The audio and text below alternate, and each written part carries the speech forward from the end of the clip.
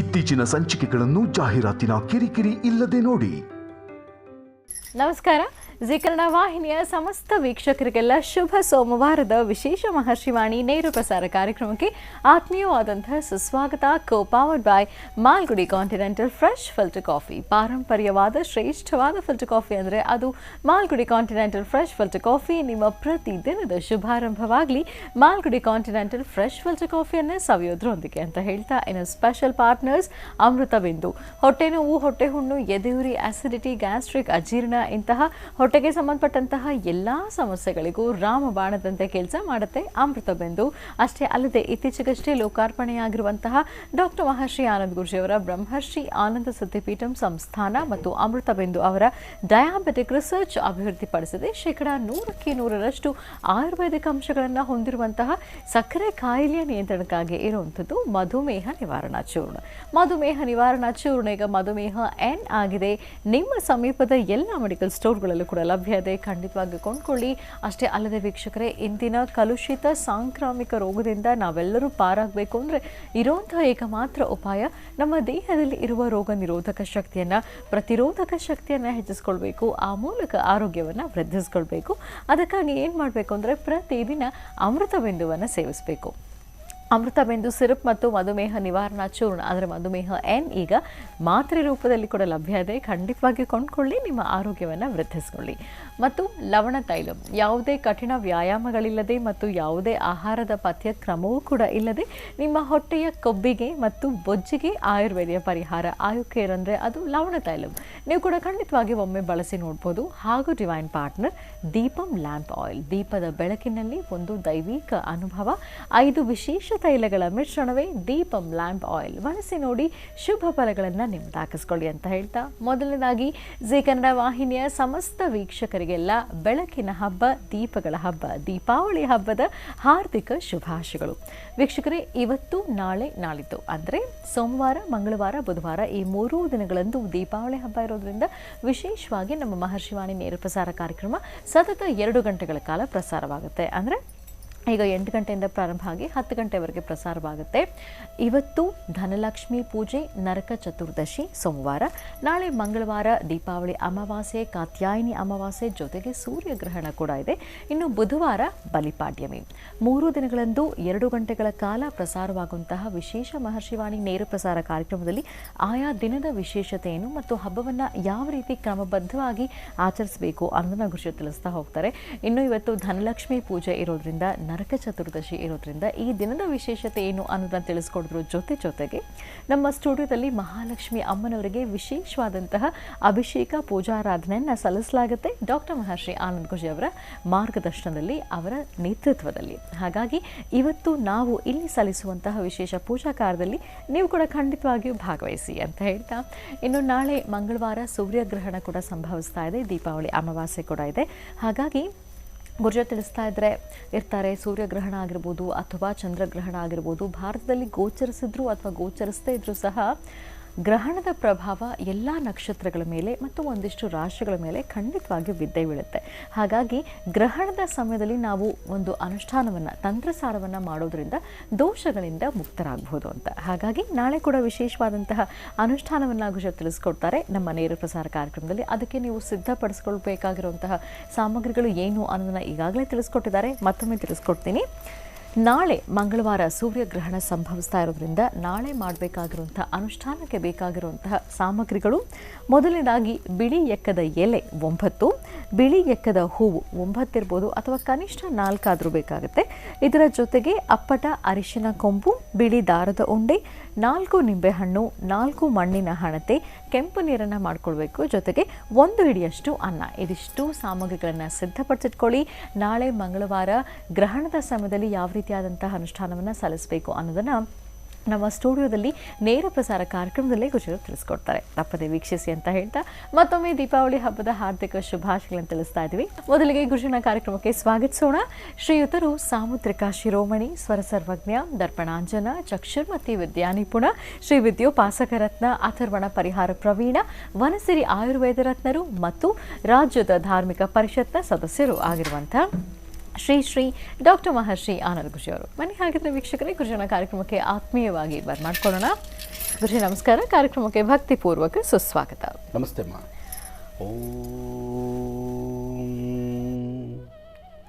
ಸರ್ವಮಂಗಳ ಮಾಂಗಲ್ಯೆ ಶಿವೆ ಸರ್ವಾರ್ಥ ಸಾಧಿಕೀಂ ಶರಣ್ಯೆ ತ್ರ್ಯಂಬಕೆ ಗೌರಿ ನಾರಾಯಣಿ ನಮೋಸ್ತುತೆ.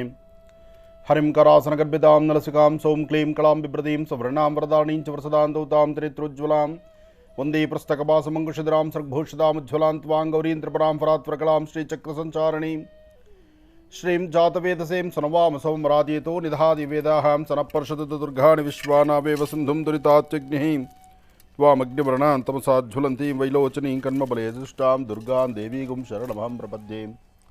ಸುತರಸದರಸೇ ನಮಃ. ಅಗ್ನೇ ತ್ವನ್ಭಾರಯಾನವ್ಯೋ ಅಸ್ಮಾನ್ ಸ್ವಸ್ತಿವ್ರತ ದುರ್ಗಾಣಿ ವಿಶ್ವಾಂ ಓಷ್ಠಪುತ್ವೀಂ ಬಹುದಾರ್ಭುವೀಂ ಭವಾತೋಕಾಯತನಯಾಯ ಶಯೋಃ ವಿಶ್ವಾಣಿನೋ ದುರ್ಗಃ ಜಾತವೇದಸಿಂಧುನ್ನನಾವಾದುರಿತೋಃ ಪ್ರಶ್ರೀಂ ಅಂಬಾಂ ಭಗವತೀಂ ಶ್ರೀಂ ಲಲಿತಾಂ ರಾಜರಾಜೇಶ್ವರೀಂ ಪದ್ಮಾನನೆ ಪದ್ಮೈ ಪದ್ಮಪತ್ರೇ ಪದ್ಮಪ್ರಿಯೇ ಪದ್ಮದಲಾಯತಾಕ್ಷೀಂ ವಿಶ್ವಪ್ರಿಯೇ ವಿಷ್ಣುಮನೋನುಕೂಲೆ ತ್ವತ್ಪಾದ ಪದ್ಮಂ ಮಯಿ ಸನ್ನಿಧತ್ಸ್ವಾಂ ಯಾಸಾ ಪದ್ಮಾಸನಸ್ಥಾ ವಿಫಲಕಟಿತಡಿ ಪದ್ಮಪತ್ರಾಯತಾಕ್ಷೀಂ ಅಂಬಾಂ ಭಗವತೀಂ ಶ್ರೀಂ ಲಲಿತಾಂ ರಾಜರಾಜೇಶ್ವರೀಂ ರಾಜ್ಯದಾಯಿನೀಂ.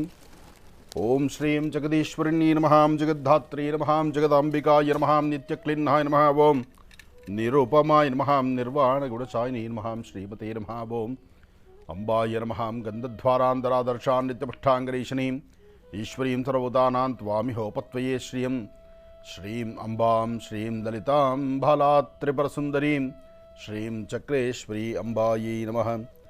ನಮಸ್ತೆ ಅಸ್ತು ಭಗವನ್ ವಿಶ್ವೇಶ್ವರಾಯ ಮಹಾದೇವಾಯ ತ್ರ್ಯಂಬಕಾಯ ತ್ರಪರಾಂತಕಾಯ ತ್ರಕಾಗ್ನಿಕಾಲಾಯ ಕಾಲಾಗ್ನಿರುದ್ರಾಯ ನೀಲಕಂಠಾಯ ಮೃತ್ಯುಂಜಯಾಯ ಸರ್ವೇಶ್ವರಾಯ ಸದಾಶಿವಾಯ ಶ್ರೀಮನ್ಮಹಾದೇವಾಯ ತೇ ನಮಃ.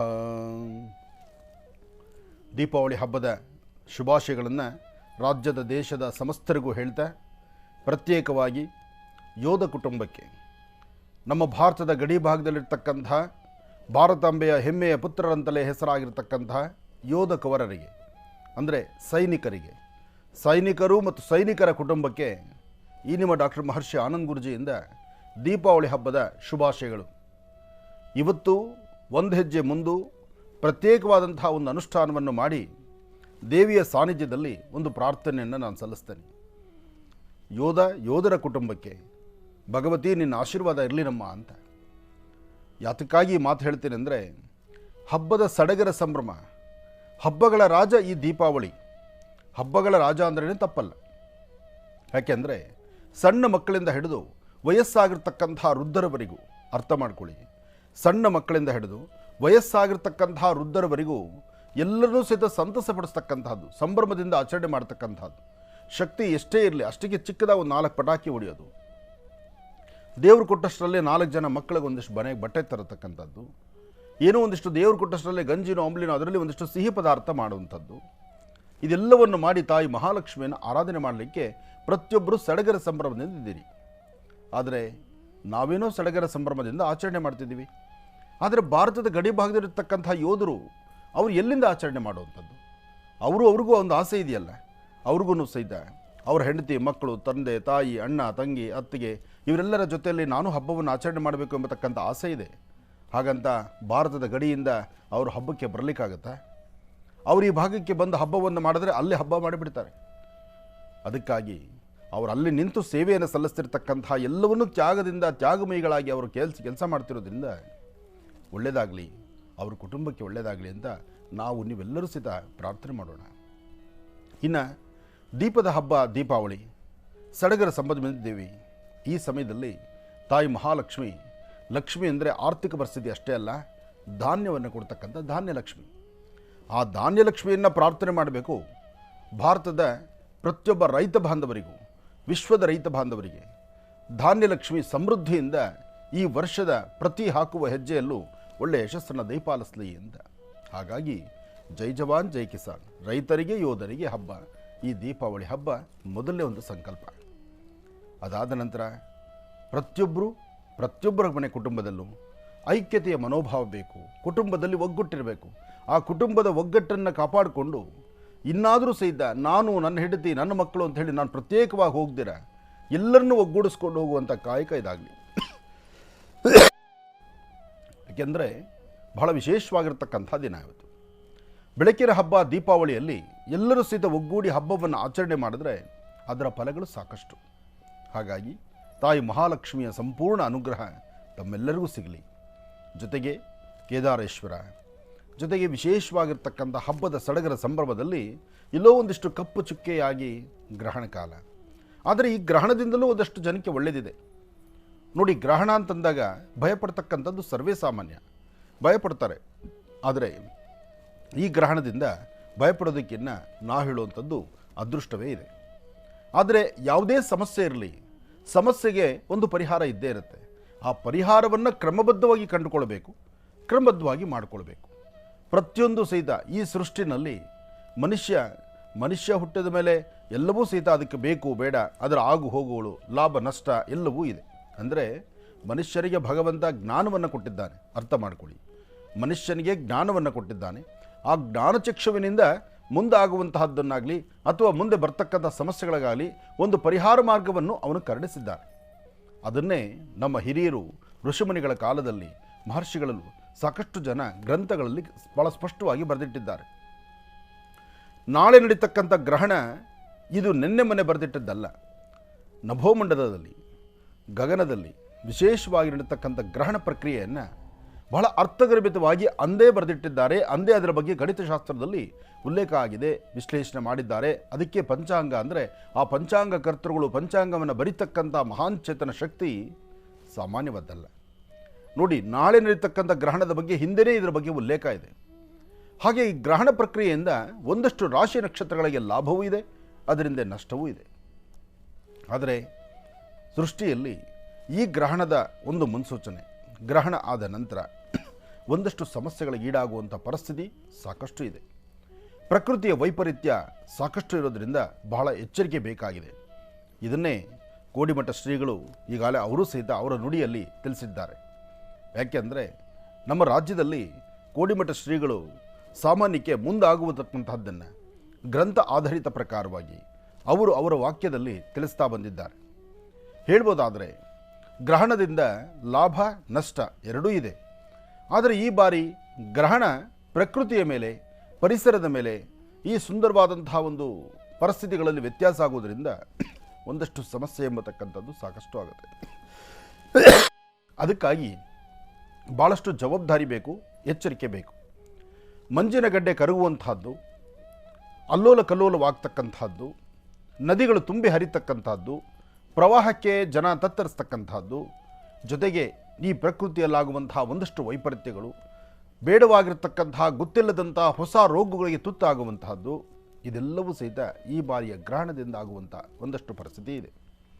ಮುಂಬರತಕ್ಕಂತಹ ದಿನಗಳಲ್ಲಿ ಸಂಭವಿಸುವಂಥ ಈ ತೊಂದರೆ ತಾಪತ್ರೆಗಳಿಗೆ ಬಹಳ ಎಚ್ಚರಿಕೆ ಬೇಕಾಗಿದೆ. ಅದಕ್ಕಾಗಿ ನಾವು ಮಾಡಬೇಕಾದಿಷ್ಟೇ, ಮುಂದಾಗುವುದನ್ನು ತಪ್ಪಿಸ್ಲಿಕ್ಕೆ ಆಗುವುದಿಲ್ಲ. ಆದರೆ ಎಚ್ಚರಿಕೆ ಬೇಕು, ಭಗವಂತನಲ್ಲಿ ಒಂದು ಪ್ರಾರ್ಥನೆ ಬೇಕು. ಒಂದು ಅಗೋಚರವಾಗಿರ್ತಕ್ಕಂಥ ಶಕ್ತಿ ಇದೆ ಎಂಬತಕ್ಕಂಥದ್ದನ್ನು ನಂಬಿರ್ತಕ್ಕಂಥವರೇ ನಾವು ನೀವೆಲ್ಲ. ಒಂದು ಅಗೋಚರವಾಗಿರೋ ಶಕ್ತಿ ಇದೆ ನೋಡಿ. ದೀಪಗಳ ಹಬ್ಬ ದೀಪಾವಳಿ ಬಂತು, ಎಲ್ಲೆಲ್ಲೂ ದೀಪಗಳ ಸಡಗರ ಸಂಭ್ರಮ. ಎಂಥ ಕಡು ಬಡವರಾದರೂ ದೀಪವನ್ನು ಹಚ್ಚಿ ತಾಯಿ ಮಹಾಲಕ್ಷ್ಮಿಯಲ್ಲಿ ಪ್ರಾರ್ಥನೆ ಮಾಡಬೇಕು ಎಂಬತಕ್ಕಂಥ ಆಸೆಯಲ್ಲಿದ್ದಾರೆ. ಅದರಿಂದಲೇ ಯಶಸ್ಸಿನ ಫಲ. ಇಂಥದ್ರಲ್ಲಿ ಬಹಳ ಅರ್ಥಗರ್ಭಿತವಾಗಿರ್ತಕ್ಕಂಥ ಈ ಮಾಸ ತಾಯಿ ಮಹಾಲಕ್ಷ್ಮಿಯನ್ನು, ಅದರಲ್ಲೂ ಕಾರ್ತೀಕ ಅಂದರೆ ಸಾಮಾನ್ಯವಾದ್ದಲ್ಲ, ಕಷ್ಟಗಳನ್ನು ದೂರ ಮಾಡತಕ್ಕಂಥದ್ದು. ನಿನ್ನೆ ಒಂದು ದಿವಸ ನಮ್ಮ ಆಶ್ರಮದ ಹೊರಗಡೆ ಕೂತ್ಕೊಂಡು ಒಂದು ಸ್ವಲ್ಪ ಆನಂದವಾಗಿದೆ ಅಂತ ಕೂತೆ. ಆ ತಂಪು, ಆ ಇಬ್ಬನಿ ಬೀಳುವಂತಹದ್ದು. ಈಗಾಗಲೇ ನೋಡಿ ಕಾರ್ತೀಕ ಬಂತು, ಇಬ್ಬನಿ ಆಗಲೇ ಮೇಲಿಂದ ಬೀಳುವಂತಹ ಮಂಜು, ಅಂದರೆ ಪ್ರಕೃತಿಯಲ್ಲಾಗುವಂತಹ ವ್ಯತ್ಯಾಸಗಳು ಏನೆಲ್ಲ ಇರುತ್ತೆ, ಆಯಾ ಕಾಲಕ್ಕೆ ದೇಹ ಒಗ್ಗೊಳ್ಳಬೇಕು. ಆದರೆ ಒಗ್ಗುವ ತನಕ ಈ ಸಮಸ್ಯೆಗಳು. ನಿನ್ನೆ ಆದಂಥದ್ದು ಅರ್ಧ ಗಂಟೆ ಆಶ್ರಮದ ಹೊರಗಡೆ ಕೂತ್ಕೊಂಡು ನೆಮ್ಮದಿಯಾಗಿತ್ತಲ್ಲ, ತಣ್ಣ ಗಾಳಿ ಇದೆ ಅಂದರೆ ಆಗಲೇ ನನ್ನ ಸ್ವರದಲ್ಲಿ ವ್ಯತ್ಯಾಸ ಬರ್ತಾ ಇದೆ. ಹಾಗೆ ಎಚ್ಚರಿಕೆ ಬೇಕು, ಎಚ್ಚರಿಕೆ ವಹಿಸ್ಕೊಳ್ಳೇಬೇಕು. ನಾವು ಯಾವುದನ್ನು ಸಹಿತ ಹೆಚ್ಚಿನಾದ ರೀತಿ ಸ್ವಾಗತಿಸಿದ್ರೆ ಅಥವಾ ಅದನ್ನು ಹತ್ತಿರವಾಗಿ ತೆಗೆದುಕೊಂಡಾಗ ಒಂದಷ್ಟು ಅಚಾತುರ್ಯಗಳಾಗುತ್ತೆ. ಆದರೆ ಎಚ್ಚರಿಕೆಯನ್ನು ಮಧ್ಯದಲ್ಲಿ ನಾವು ಹಾಕುವ ಹೆಜ್ಜೆಯಲ್ಲಿ ಲಾಭವಿದೆ. ಆದರೆ ಈ ಬಾರಿ ಸಂಭವಿಸ್ತಿರ್ತಕ್ಕಂಥ ಸೂರ್ಯಗ್ರಹಣ, ದೀಪಗಳ ಹಬ್ಬ ದೀಪಾವಳಿ, ದೀಪಾವಳಿ ಮಧ್ಯದಲ್ಲಿರ್ತಕ್ಕಂಥ ಈ ಒಂದು ಗ್ರಹಣ ಕಾಲದಿಂದ ಆಗುವಂಥ ವ್ಯತ್ಯಾಸ, ಅದಕ್ಕಿರ್ತಕ್ಕಂಥ ಪರಿಹಾರವನ್ನು ನಾಳೆ ಪ್ರತಿಯೊಬ್ಬರೂ ಮಾಡಿಕೊಳ್ಳೇಬೇಕು. ಪರಿಹಾರಕ್ಕಾಗಿ ಬೆಟ್ಟ ಗುಡ್ಡ ಹತ್ತಬೇಕಾದ್ದಿಲ್ಲ, ಸಾಲ ಸೋಲ ಮಾಡಬೇಕಾದ್ದಿಲ್ಲ, ಅಥವಾ ಏನೋ ಆಗಿದೆ, ಇದಕ್ಕೆ ಇನ್ನೇನೋ ಮಾಡಬೇಕು ಅಂಥೇಳಿ ಇನ್ನೇನೋ ಮರ ಕಡ್ಕೊಂಡು ಬರಬೇಕಾದ್ದಿಲ್ಲ. ಚಿಕ್ಕದಾಗಿ ಚುಕ್ಕಟವಾಗಿರ್ತಕ್ಕಂಥ ಪರಿಹಾರವನ್ನು ಹಿರಿಯರು ಹೇಳಿದ್ದಾರೆ. ಆ ಪರಿಹಾರವನ್ನು ನೀವು ಆಲಿಸಿ ಕ್ರಮಬದ್ಧವಾಗಿ ಮಾಡಿಕೊಂಡಿದ್ದೆ ಆದರೆ ಖಂಡಿತ ಯಶಸ್ಸಿನ ಫಲವನ್ನು ನೀವು ಸಿದ್ಧಿಪಡಿಸ್ಕೊಳ್ತೀರಿ. ಒಳ್ಳೆಯದಾಗಲಿ. ಮತ್ತೊಮ್ಮೆ ಮಗದೊಮ್ಮೆ ದೀಪಾವಳಿ ಹಬ್ಬದ ಶುಭಾಶಯಗಳು. ಬನ್ನಿ ಹಾಗಿದ್ರೆ ವೀಕ್ಷಕರೇ, ಮತ್ತೆ ಕಾರ್ಯಕ್ರಮವನ್ನು ಮುಂದುವರಿಸ್ತಾ ಈಗ ಪ್ರಾರಂಭ ಮಾಡೋಣ ದಿನ ವಿಶೇಷ.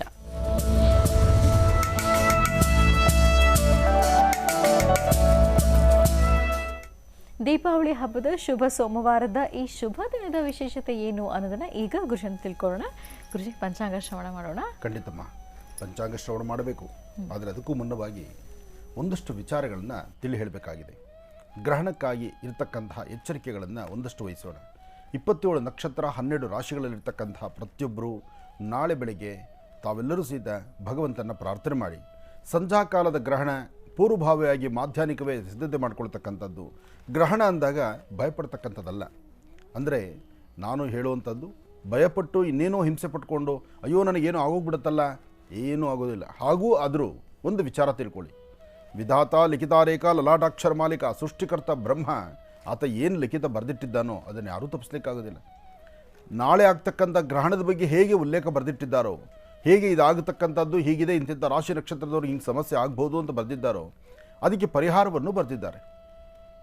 ಪರಿಹಾರಗಳಂತ ಬರೆದಾಗ ಅಲ್ಲಿ ಪರಿಹಾರ ಎಂಬತಕ್ಕಂಥದ್ದನ್ನು ಸ್ವಲ್ಪ ಮಟ್ಟಿಗೆ ನೀವು ಶ್ರದ್ಧೆಯಿಂದ ಮಾಡ್ಕೋಬೇಕು ಅಷ್ಟೇ.